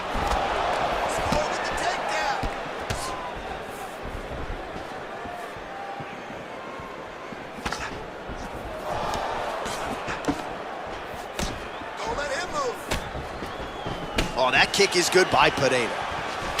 Heavy leather landed on both sides in that exchange. 60 seconds. Keep busy. Keep busy. Nice punch there by Adesanya. Keep going. Oh, what a connection by him there. His opponent could be out of here soon, DC. He's almost done. I mean, when you get hit with a shot like that, you don't know whether to run, hide, grab, or wrestle. He's confused. He's as confused as he was on his first test in elementary school. Oh, nice elbow. Oh, nice punch there in the clinch. And now some distance as they pull apart. That horn sounds means we have reached the end of round 1. All right, there's the horn. What a round it was, DC. And, of course, the seminal moment, that big knockdown that nearly got his opponent out of there for good. Almost finished the fight, but now he needs to reset, right? Don't rush. Go back out into the next round and just try to find that shot again. If he rushes, if he overexerts himself, he will run out of energy and put himself at risk of losing the fight. All right, so there's the end of the round, and on one side, thrill, on the other, agony after that knockdown. Yeah, he was able to really damage him with that big punch. You see the hands, the speed, how sharp he is, how technical he is. It allows him to land in spots where his opponent is winging punches. Great strike landed, great punch landed to put his opponent down. Ready. All right, round 2.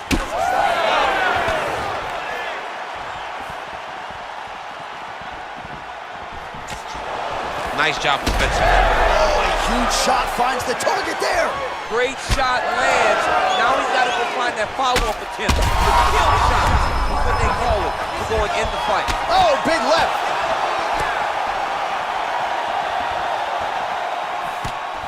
He lands a solid punch there. Well, there it is again, that left hook from Alex Pereira. He is in the zone tonight, champ. I'm surprised you're still standing because Alex Pereira lands that left hook. Generally, you go to sleep.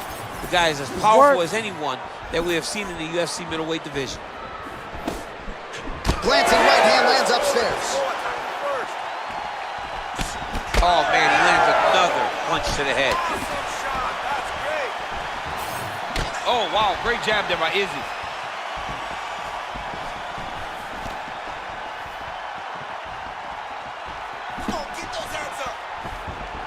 Just over 3 minutes now to go. Pineda gets hit with a kick. That one appeared to land flush. Well, his corner was pretty urgent after round one. A little bit lackluster there in that opening round. He has certainly picked up the pace here.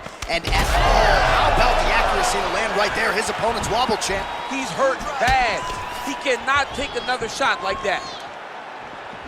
Oh, nice body shot. That's the body there.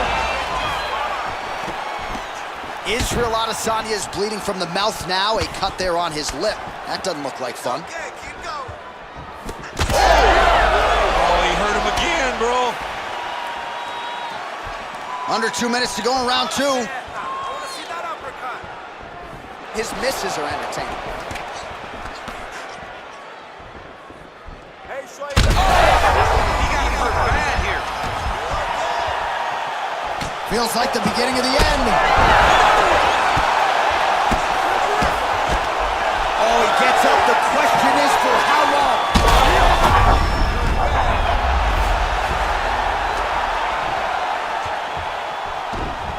He's got to be careful here.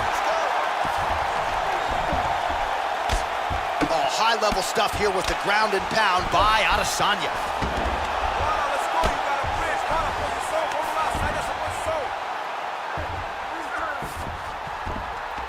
All right, he's in a half-guard position here, DC, and in a good spot to dole out a lot of damage, I would think. A lot of damage can be done from the half guard. You sit back on that leg, you press down into your opponent, you drop elbows, you drop punches. What is very key is you controlling the underhook on the far side. If you give up that underhook, your opponent can use the half guard to build up to an elbow, sweep, or just chase down a single leg. All right, well, that'll do it for the round. Adesanya's corner has some work to do. They're going to take a look at that lip. Hopefully the cut man can do his thing and just make sure that it doesn't continue to bleed and provide further adversity for him in this fight. All right, so Jairzinho Rozenstruik versus Alistair Overeem. It is not. But let us look back at some of the replays from that round because there's a cut on the lip now that he's got to deal with. Long as I never got to see nothing like that again in my entire life, I'm okay calling fights. And this cut is not that. But it was the perfect shot that landed in the right spot that opened up that cut on the lip. All right, so we will see if the cut man can do anything about that and for the fighter try to raise his guard and be more sound defensively in this next round. Oh, big diving punch lands up top. All right, half guard position here, DC. You have an extra hop in your step when you talk about fighters working out of this half guard. Oh, man, I like half guard as a top fighter. I understand half guard as a bottom fighter. Don't want to be there. It's very dangerous. But if you are there, you have to be winning the position of the underhook. It opens up so many opportunities for you to either escape or sweep. All right, well, good news is he rocked him. Bad news is he wasn't able to finish the job, and now his opponent's back in the fight. I mean, you don't get those opportunities very often.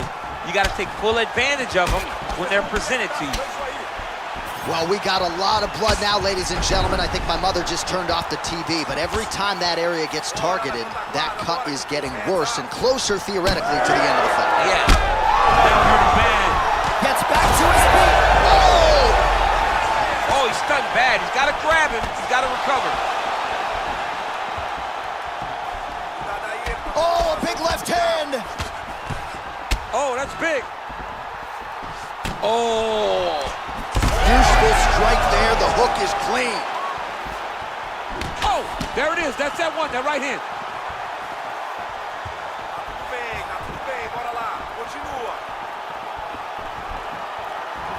Oh, head kick blocked, though, by Pineda.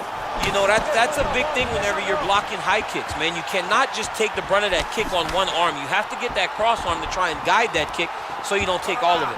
Well, this is exactly the sense of urgency you're looking for. Oh, he's got him hurting here.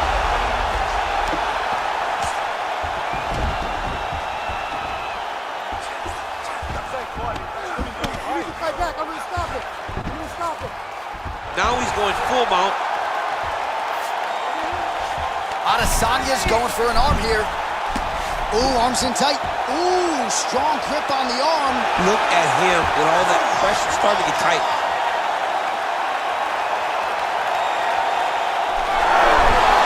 Wow, somehow, some way he gets the arm out. It looked like he was done, John, but he was able to stay comfortable, stay patient, and now he finds himself safe. Nice strike from bottom position. All right, full guard now, DC. And for the guy on top, he needs to build posture or just go to the next position. That'll do it! Alex Pineda gets the finish. What a performance!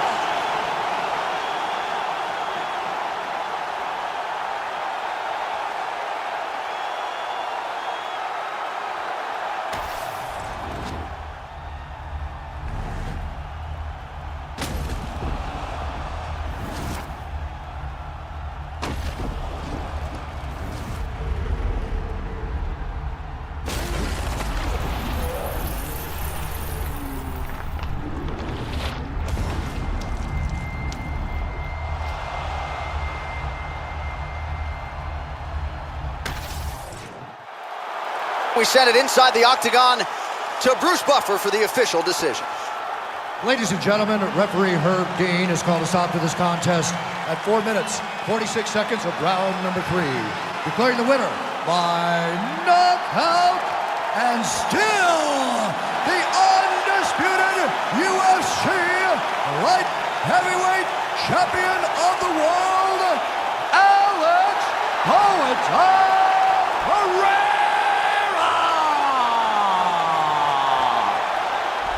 All right, so it goes into the books as a clean knockout. No T required for Alex Pereira. Just another highlight to add to the reel. Massive power displayed by Pereira. When you play with fire, when you're fighting this guy, he is going to put your lights out. That's exactly what we saw tonight.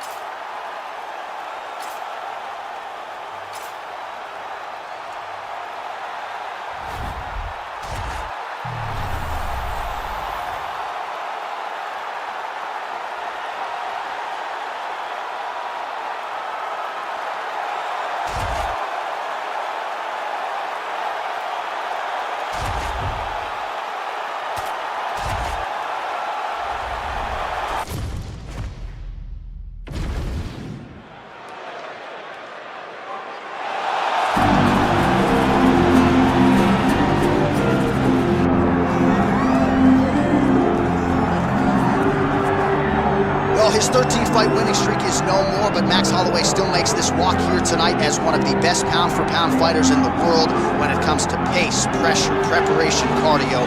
Few guys are going to be able to match with this grind. And he can do it all. He's got great ability to get back up once he's taken down. He has takedown ability, but it's the range and the distance management that makes Max Holloway such a problem for everyone at 145 pounds. He doesn't seem as though he's throwing 100% effort every strike. He's just touching you. Right. But the accumulation of damage that Max Holloway will put on you will make guys just fold in front of him, as we saw with Ortega and in both Jose Aldo fights. He's a big featherweight. We have seen him compete at 155 pounds. He has said he wants to move up to welterweight before his UFC career is said and done. Yeah, he wants a shot at the heavyweight champion. Don't hold your breath. Max Holloway has stepped into the octagon. This time he wants to leave with that championship belt.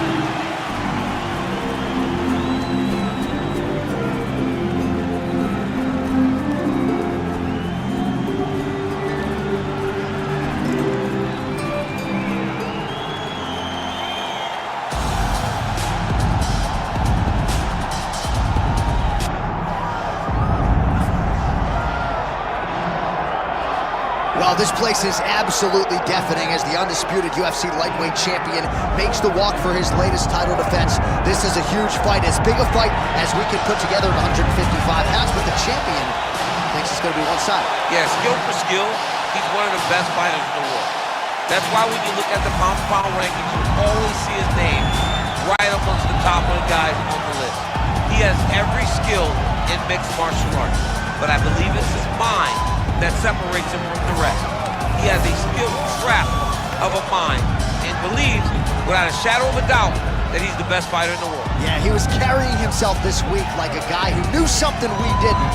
We'll see just how one-sided this fight could be in a matter of moments. All right, both fighters have now touched down in the world-famous octagon, ready to go with more live action from Toyota Center here in Houston, Texas, USA.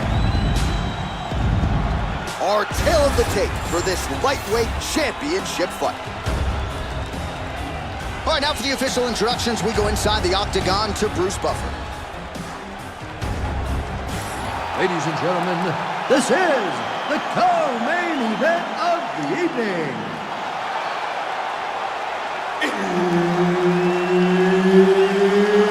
It's time! And now, 5 rounds for the undisputed UFC lightweight championship of the world. Introducing first, fighting out of the blue corner, presenting the former UFC featherweight champion of the world, Max Blessed Holloway. And now introducing the champion, fighting out of the red corner, presenting the former UFC featherweight champion of the world, Ilya El Matador Topuria. Herb Dean, our referee for this Fight. one. Ready. Do it. Well, he turned pro when he was just a baby, but almost instantaneously realized UFC success. At one point, 10 consecutive wins in the UFC, realized the UFC world title. This man has knockout power plus submission skills as well, but perhaps his biggest asset, his self-belief and his toughness, those should be big for him in this particular matchup tonight. That uppercut is good. Nice takedown defense there, and perhaps that one stuff actually might affect. Maybe the best shot he's thrown tonight. The biggest shot that he's landed all night. A massive uppercut land. Oh, big left hook there. Good right hand. All right, so he's landed a few seminal uppercuts already, DC. Got to think he goes back to it. I am almost certain he's going to go and try to find another one of those. But expect him to really sit down and try to make one really count and try to end this fight. That strike blocked by Holloway.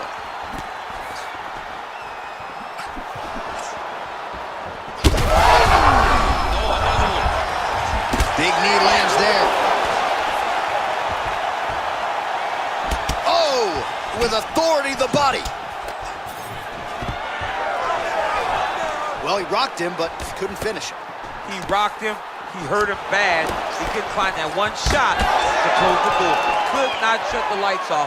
And now he's tasked with trying to find that shot again. On point with that jab today. 2 minutes now to go in round 1. Oh, you gotta love the leg kicks, and there it is.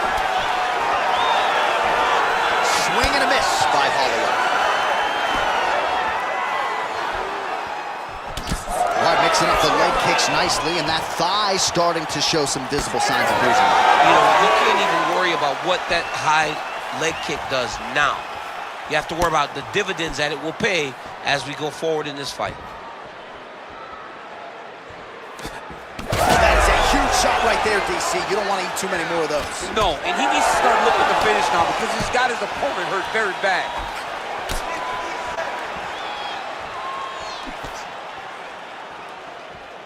Man, he is so sound defensively. Nice job to raise the guard there. It's the relaxation that allows him to see things coming and block most of the strikes that are coming at him. Holloway's cheek looks like it's cut. Yes, it is. Starting to bleed a little bit now. Oh, nicely done there as he escapes back to his feet. Very active in the clinch here and lands a beautiful shot to the head.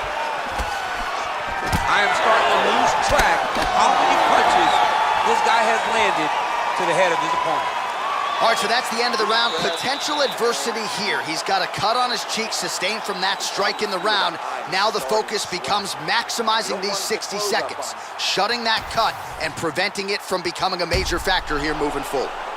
All right, so there's the horn signifying the end of the round. A stunner there with the head strike midway through. Nearly got him out of there for good. Almost got him out of there. He hurt him badly. He had his opponent hurt real bad. Now his opponent's walking back to his corner. Everybody looks confused. They don't know what they're supposed to do to try to change the way that this fight is going. You ready to fight? Ready.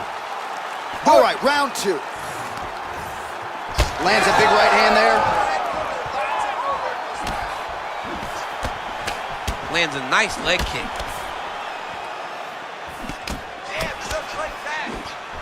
There's the kick, it's blocked. Nice. Nicely done. Holloway gets back up.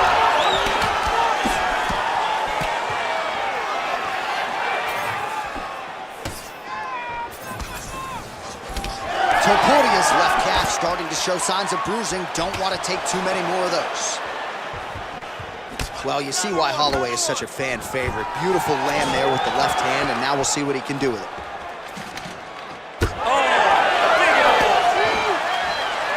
Back and forth we go. I'm not sure his opponent knows where he is. No, he doesn't know where he is. He's hurt real bad. That punch landed in the perfect spot. Topuria's trying to lock up on a submission now. He's really working hard for this guillotine, but he can't pull on his own. He's got to... Oh, he escapes! He got out! I mean, wow, that is great submission defense. Well, working pretty effectively from the top here. Nice ground and pound by Holloway. Back to his feet. So a much different approach for him. Oh my God, he's hurt. He's hurt.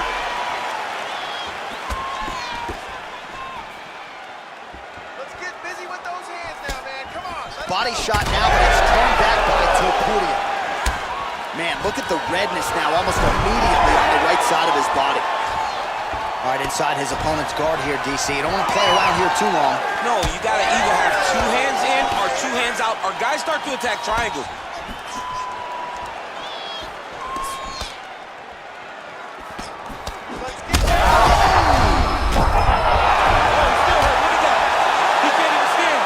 All right, so now blood is a factor. You see that he has been opened up in that eye area. Yeah, he's got hit in the eye, and now there's a cut. But it's nothing to worry about too much now. But he's got to be very careful with it as we go forward. Now he's on top, exactly where he wanted to go. All right, he's got the hooks in, DC, working off of his back. Now look for him to attack the neck of his opponent to try to get the rear choke. All right, half guard position for him here, and I can hear Dominic Cruz in the back of my head just screaming about underhooks somewhere. Yeah, somehow. he loved, I mean, but he's right? He's so right in terms of if you're on your back in the half guard, one thing you can't be is flat on your back. You need to be up on an elbow. Right. You need to be half on the side, and you need to control the far side underhook. It is a battle for underhook when you're fighting in a half guard position on the mat. Good round. Wow, what a round it was. There's the horn, 2 knockdowns. Certainly a 10-8 is plausible. We'll see if his opponent can make some adjustments here. It's going to be tough. J.A., I thought it was over. Yeah. I thought it was over. I was yelling, it's over, it's over. After the first knockdown, dude gets up and gets knocked down again. He understands now he has a very tough competitor in front of him, but he needs to stay patient, go find another big shot. But one perfect shot shuts the lights off. It's only going to take one of those to finish the fight.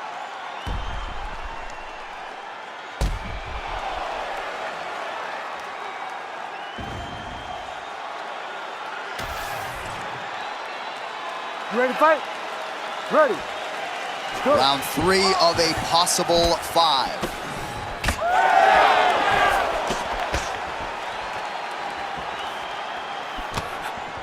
Oh, there's this. Huge connection by him there. He needs to get on his bicycle, John. He needs to get into space so that he doesn't get finished. Oh, no!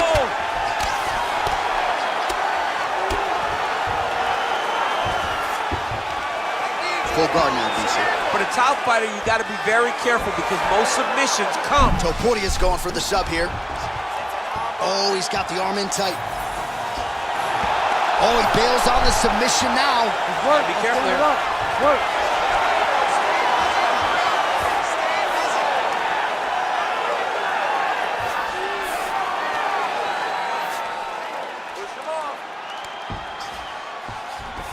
Oh, right into mount. Now he's got good body position, yup. Well, this fight's been pretty crazy thus far. Both guys doling out a lot of damage, and neither seems too bothered by it, but clearly both parties are hurt. Both guys are hurt. Both guys are fighting beautifully. Both are showing a lot of heart right now in this fight. They're both doing amazing jobs. Let's see who gets the job done at the end of this thing. Oh, and transitions right into side control. Yes, smart adjustment, yup.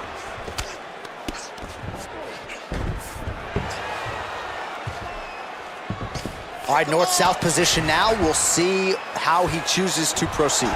Well, you know I don't like the gi very much, but I have an appreciation and a healthy one for these type of transitions. You can tell he's been in a gi at some point in his life with the way that he moves so freely. I'm skipping jiu-jitsu next week, too. Stuffs the takedown there. How good is his takedown defense? That is it! Oh, my goodness! Yeah, that was just a gorgeous shot to end the fight right there. I'm not even sure the opponent really saw it coming. So back to the drawing board for him, but for the winner, this is certainly exactly what he was looking for here tonight.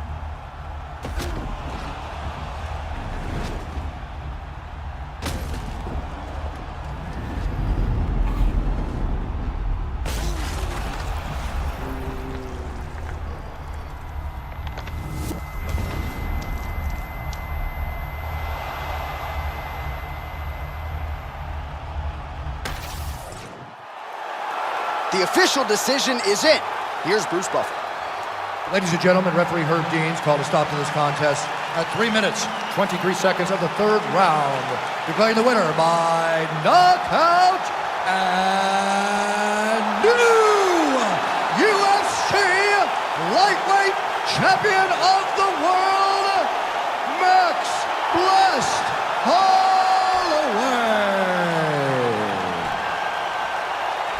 All right, so Max Blessed Holloway with a flush knockout here tonight. More often than not, he has played the long game in the UFC, but he did not miss here tonight. What a huge result. I mean, Max Holloway did what Max Holloway does. You know, he's a guy that overwhelms you with activity. But it wasn't the volume tonight. It was the accuracy that allowed for him to get another massive KO. Max Holloway proving yet again tonight that he is the class of this featherweight division.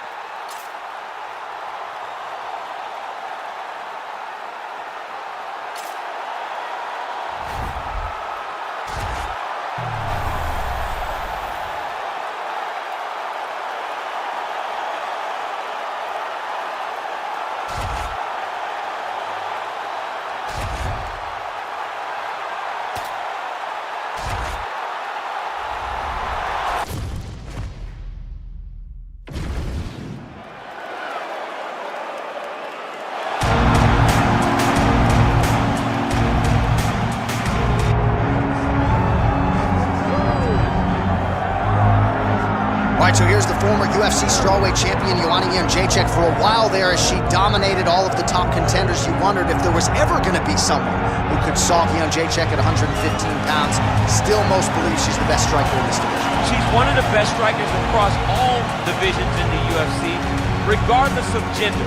Very fast, very durable, very tough, but also Joanna Jędrzejczyk and her attitude is what I believe carries her to be most successful.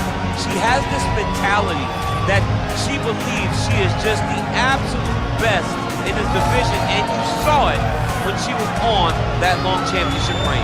And she has been someone who's really maximized some big pay-per-view showcases. She was on the Ronda Rousey Holly Holm card at UFC 193, fought alongside Conor McGregor at UFC 205.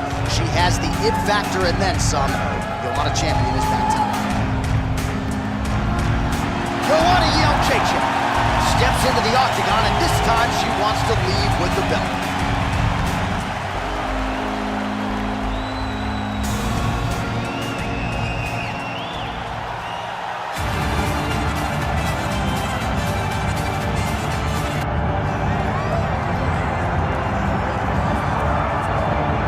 All right, so here's the UFC Women's Flyweight Champion, Valentina Shevchenko. A lot of signature wins to her credit already. Holly Holm, Juliana Pena, Joanna Jędrzejczyk.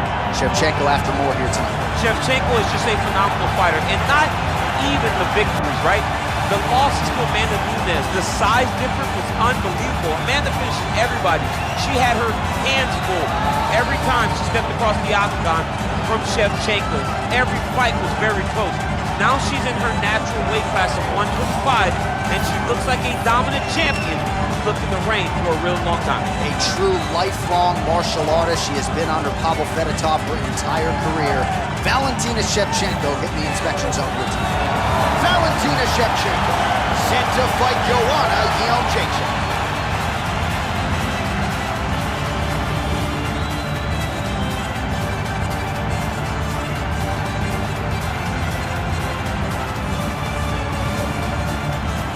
All right, let's get you the tail of the tape for this flyweight championship fight.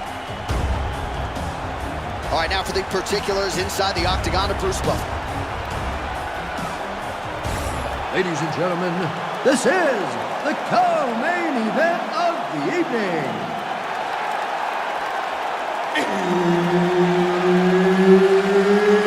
It's time! And now, 5 rounds for the undisputed UFC Flyweight Championship of the World. Introducing first, fighting out of the blue corner, presenting the former UFC strawweight champion, Joanna Jędrzejczyk. And now introducing the champion, fighting out of the red corner, Valentina "Bullet" Shevchenko.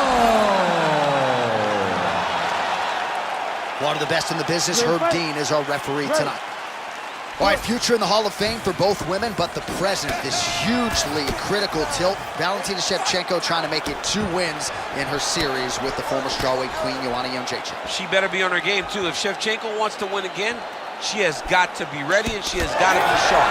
Because what we have seen in Joanna Jędrzejczyk as of late is that she is improving.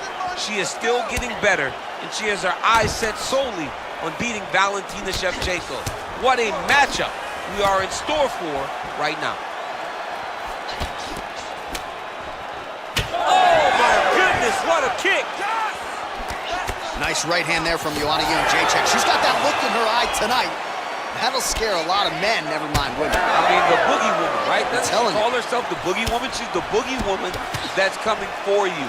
And you see that she's back in that stage that allowed her to become the longest reigning strawweight champion in UFC history. Swing and a miss with that punch by Valentina Shevchenko. Both fighters starting to open up a little bit. Watch out, that left is coming right behind 2 minutes that have gone jab by. now.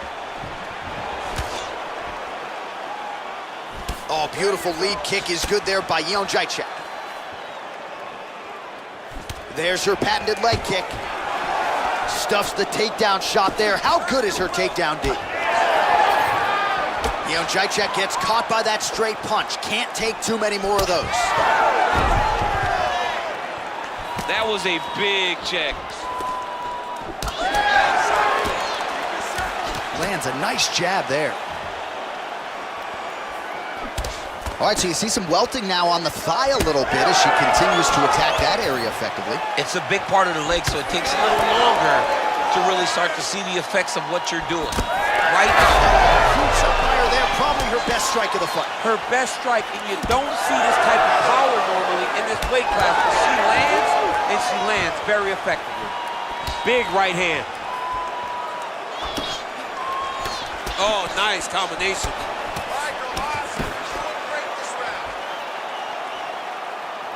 What a beautiful body kick. Under a minute to go. All right, fight hard, push. You got 1 minute left. 37 total strikes have landed for Joanna Jędrzejczyk. What a beautiful left punch that landed there.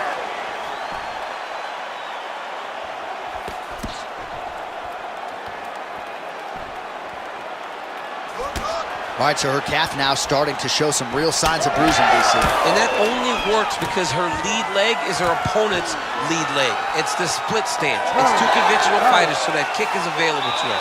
Take a seat. Deep breath in. Good. Relax. Take a drink of water and listen. I want you to set those kicks up a little bit better with your hand.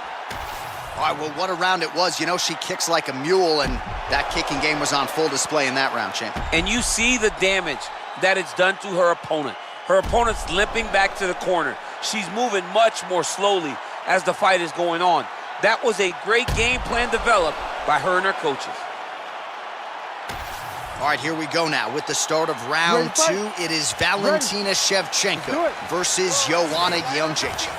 All right, next round is now underway. Hopefully the action continues at a high level. Pretty good first 5 minutes. Pretty good first 5 minutes. Both of them have really picked it up. Let's see who decides they're going to lead the dance as we go forward.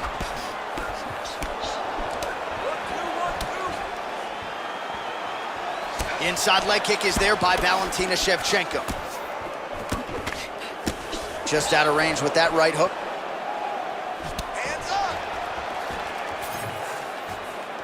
Landed a nasty flying knee to the head. Mixing up the target. This time she goes high. Head kick lands.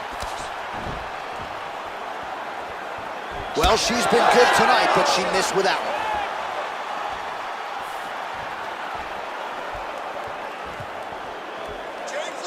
She does a great job of getting that leg to the target. Beautiful leg kick. Well, the stats producer's been busy tonight, DC. 49 total strikes have now landed for Joanna Jędrzejczyk. Oh, she goes high, and she did not miss there. This could be the end, DC. I mean, she hurt her so bad with that big head kick. I don't know how she's standing. Keep pushing, keep pushing. Well, we could be looking at an epic comeback here. She rocked her significantly, but wasn't able to finish the fight, and now her opponent maybe creeps back in. Her opponent will now try to find a way to work her way back into this fight. It will be on her to once again land one of those brutal punches to try to knock her out this time.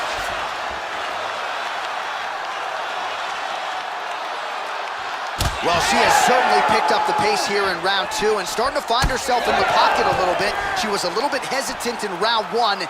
No hesitancy whatsoever. She's had a huge strike right there, DC. Great shot landed. Now she's got to go chase her down and get another one off to finish the fight.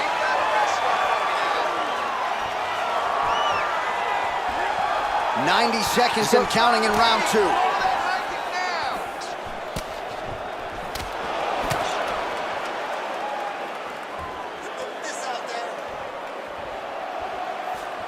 Big shot to the head.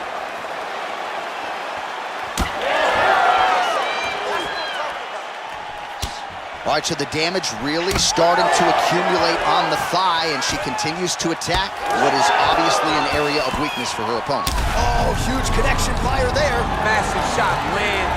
How's she gonna try to find the next shot that'll finish the fight? Oh, huge left. Big elbow there, lands. Oh!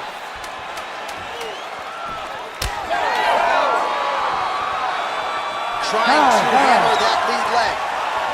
10 minutes in the books. All right, take a seat.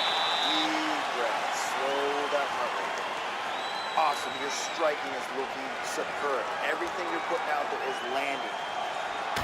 All right, so what a round it was, DC. Take us through some of the highlights. Got to think her kicking game is going to be featured prominently here. She did decent work with the hands, but the kicking game was the thing that truly separated her from her opponent. She was landing kick after kick and truly slowing down her opponent in that round. You ready to fight? You ready? Here we go, third round of this championship fight. All right, so that last round, another pretty good frame for both fighters. We'll see which woman makes the requisite adjustments here in this next round. Somebody has to really get out ahead. It's too worrisome going to the judges when you know you've been involved in such a competitive fight. Oh! Oh, she's hurt.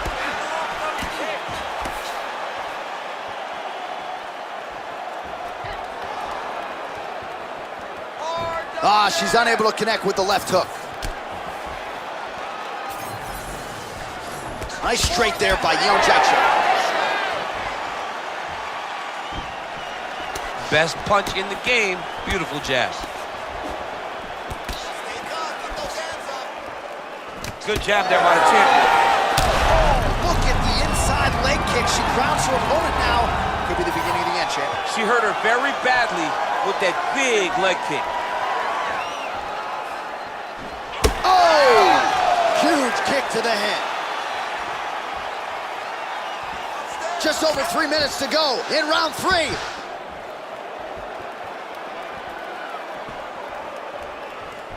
.73 total strikes have now landed for Joanna Yeonjaichuk. And in terms of the accuracy rate, 41% tonight against Valentina Shevchenko. Oh, she is absolutely getting lit up right now. She has certainly changed her approach here in the latter stages of this fight. She is trying to take the judges out of it. That'll certainly help that goal.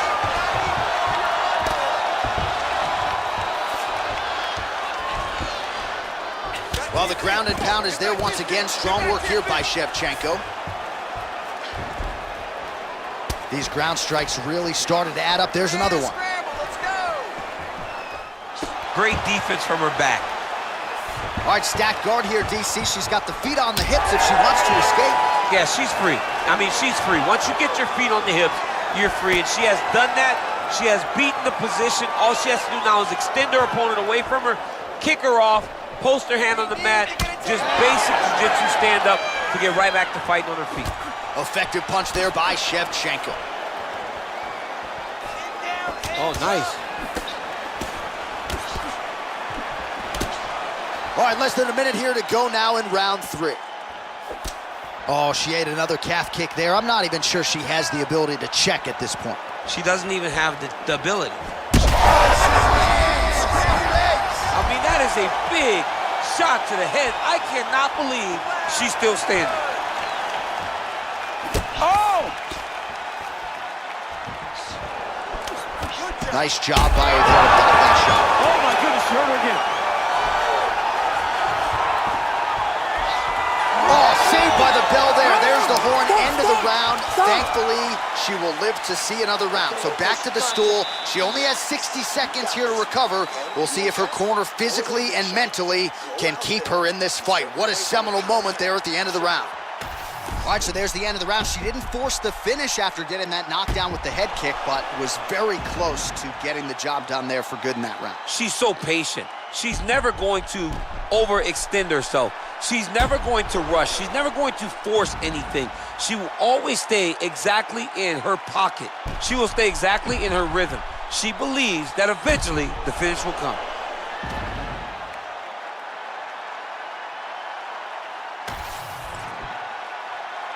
You ready to fight? Ready. 4th round now, fight scheduled for 5 5-minute rounds. I think we are the only 2 men sitting in this arena as we have arrived at round 4 and we enter the championship rounds. A huge, huge 5 minutes coming up for these 2 young ladies. J.A., I couldn't have imagined that. What a strike by her there. I'd be knocked out. Her opponent still standing. She's still standing, but she's got to get on the bike. She's got to get out to the center of the octagon, find some space so that she can evade her opponent from finishing her. Shevchenko's strike there is blocked. Nice job by the defense. Keep pushing, keep busy. Oh, she's got a cut above the eye here. We'll keep an eye on it.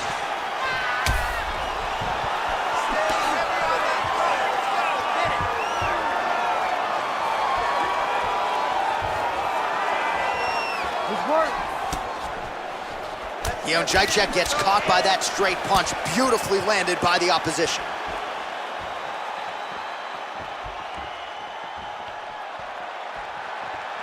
Just over 3 minutes to go.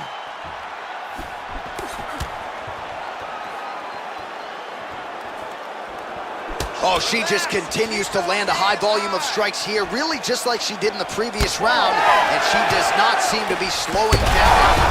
Oh, huge connection by her there, DC, the seminal blow of this fight thus far. Yeah, man, she landed a massive hook, and it has her opponent hurt bad. All right, so her hooks have certainly been the big storyline in this one, DC. Give us a prediction. You think she goes back to it here? She's absolutely going to go back to it. When I look at her fight, I think of John Lineker, where he just throws hooks to the body, hooks to the head. She does a great job of mixing up the target, and now as the fight has progressed, expect her to try to really sit down on one and end the fight. Oh! Huge shots going on right here.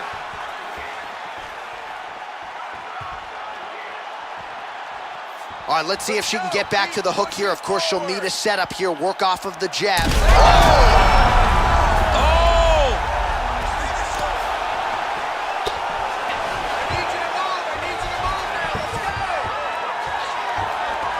1 minute.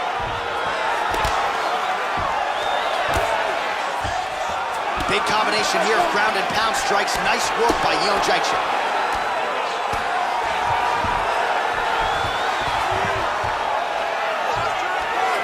Nice shots landing from the top position.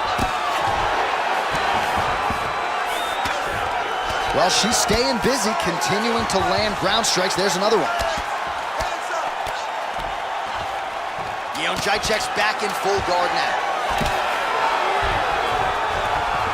20 minutes down, 5 to go. All right, so there's the horn, one of the more exciting rounds you will ever see in MMA. They fought it on a napkin in the center of the octagon. Both women got knocked down. Got 60 seconds to recover now. A ton of give and take action over the course of that round. Both were able to land. Both thought that the knockdowns that they got were the ones that was going to finish the fight. It did not happen for either. So how do they approach this next round?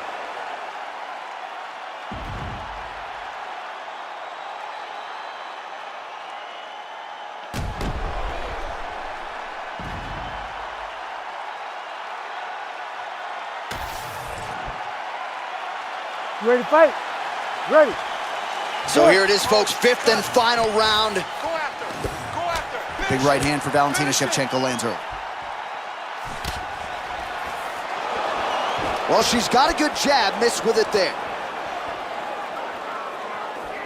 Put it right down the middle now.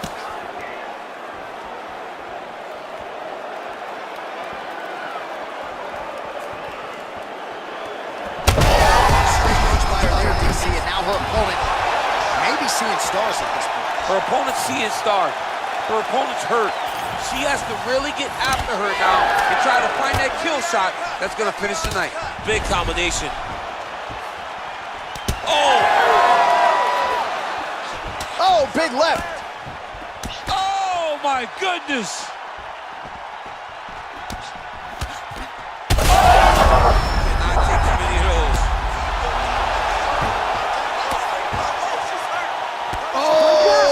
This could be over soon. Oh, she's got her back.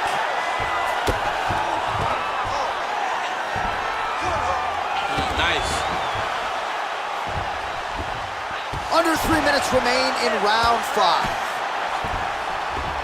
She's got her back now, DC, and I don't mean she's like there to support her, right? She is literally on her back and in control of this fight. She's in control of this fight.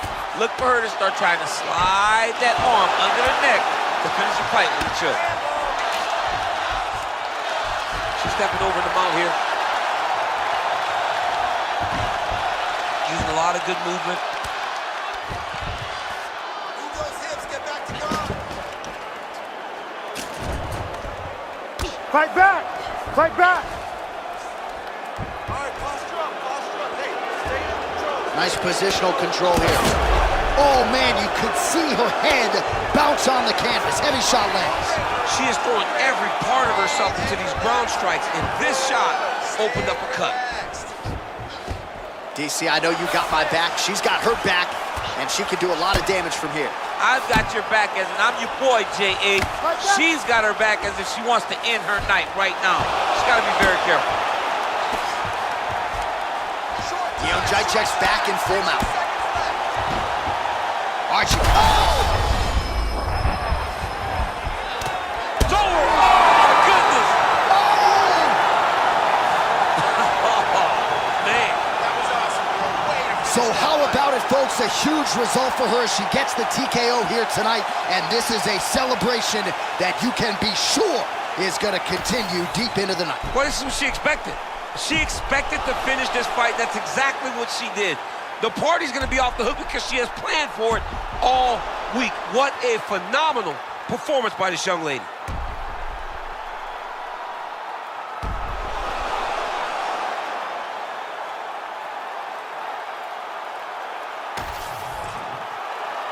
All right, now we go inside the octagon. Bruce Buffer has the official decision. Ladies and gentlemen, referee Herb Dean has called a stop to this contest at 4 minutes, 13 seconds of round number 5. Declaring the winner by TKO and new undisputed UFC flyweight champion of the world, Joanna Jędrzejczyk. All right, you heard it there from Bruce Buffer, a technical knockout for Joanna Jędrzejczyk here tonight. It's a beautiful thing to watch her when she finds that striking flow, and she found it early tonight. It's amazing watching her compete because she's done it for so long. She's always had the ability to compete at the highest level. She tells you what she's going to do. Tonight she went out there and delivered. Congratulations to Joanna Jędrzejczyk.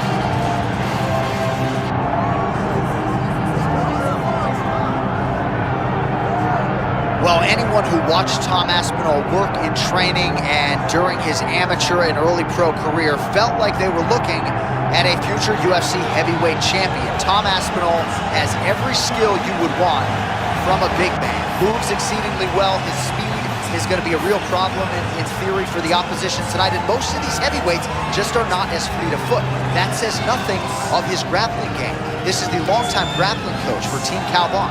He has every skill in his mixed martial arts arsenal, and scary proposition for the rest of the heavyweight division. Can't get worse.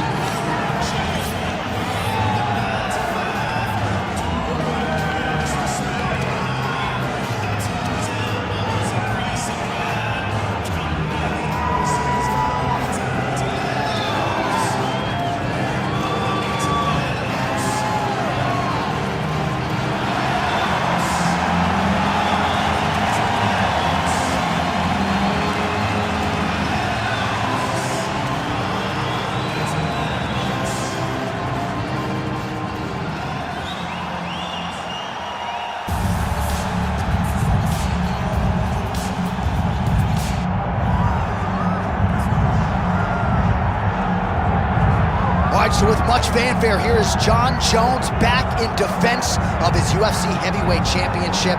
Remarkable the manner in which he came back from a 3-year layoff. Figures to present an even better version here tonight. Well, so many people questioned or wondered when Jon Jones would come to heavyweight. When he did, he looked better than he ever has inside the UFC's octagon, winning the heavyweight championship and reasserting himself as the dominant force in mixed martial arts. Jon Jones once again steps into the octagon looking to build on his legacy. And we don't know how long for this game Jon Jones is, so enjoy him while he is here. We'll see how it goes tonight in this UFC heavyweight championship title defense. Jon Bones Jones. We are set for our main event of the evening.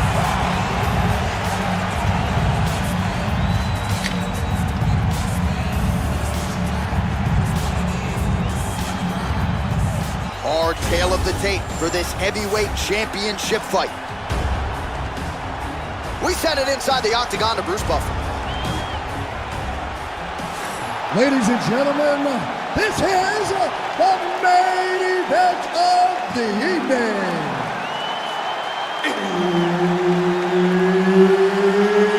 It's time! 5 rounds for the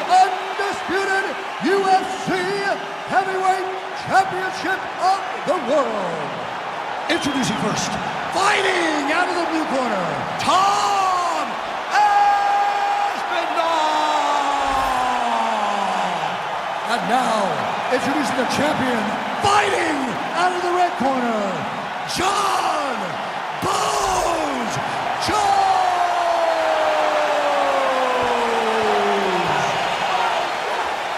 The veteran Herbert Dean, our referee for this one. Ready. Good. While Tommy Aspinall's fans travel well as we get to some early action here, a lot of people believe that this is the future of the heavyweight division, arguably the best submission artist in this division at present, and he believes he's going to be able to get this fight to the floor rather easily here tonight. All right, no surprise to see Johnny Bones Jones open with some of those long-range weapons and finding some early success in this one. That's exactly what he does. He throws the front kick to the leg, and he throws those lead kicks to the body. He's long, he's 6'4" for the weight class, and he has learned masterfully how to fight with his height and his range. All those long-range weapons are John Jones's calling card. Fighters separate from the clinch now. Hook in the clinch there is good by Johnny Bones.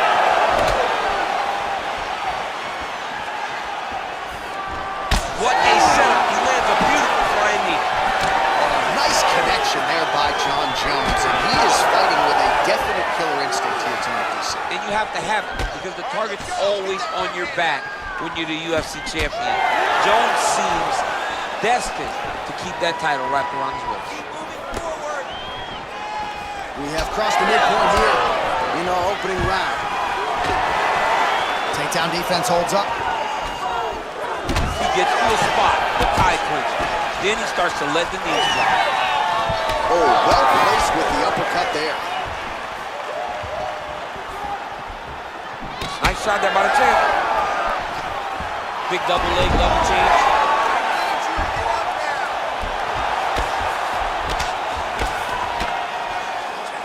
Always offensive. Lands a shot from the bottom.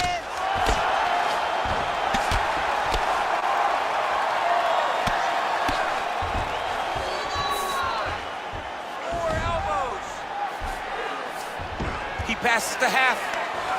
Changing the position. He's doing a really good job putting himself in position.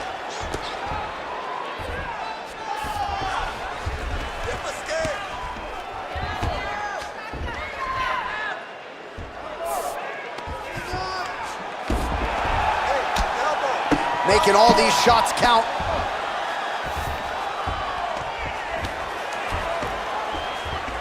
Oh, he's got the ground and pound going now.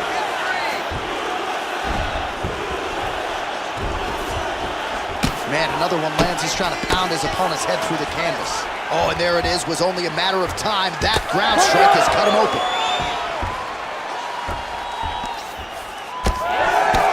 Well, he's no stranger to being in this position. Strong work from the top here by Johnny Bones. And there it is! John Jones with a huge win tonight! Oh, my goodness. Well, make no mistake about it, he is getting 2 paychecks tonight as he gets the big TKO victory. Wow. That's unbelievable. It was crazy to watch his finishing instincts on display as he got that massive victory. It was amazing, John. It was amazing.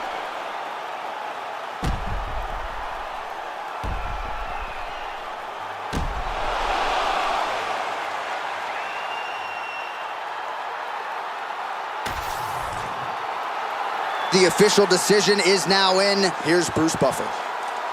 Ladies and gentlemen, referee Herb Dean has called a stop to this contest at 4 minutes, 54 seconds of the very first round. Declaring the winner by TKO, and still the undisputed UFC heavyweight champion of the world, John Bones Jones! All right, so as usual, John Jones leaving an opponent in his wake. He gets it done tonight by TKO. He does a really good job of setting you up. John Jones gets to his position, gets his opponent hurt, and gets the TKO victory. It's what we expected early, and now we are seeing Jones, as he's going on in his career, do the same thing. And whether it's a light heavyweight or heavyweight, the power has translated. Another finish in a career full of them for the future Hall of Famer, Jon Jones.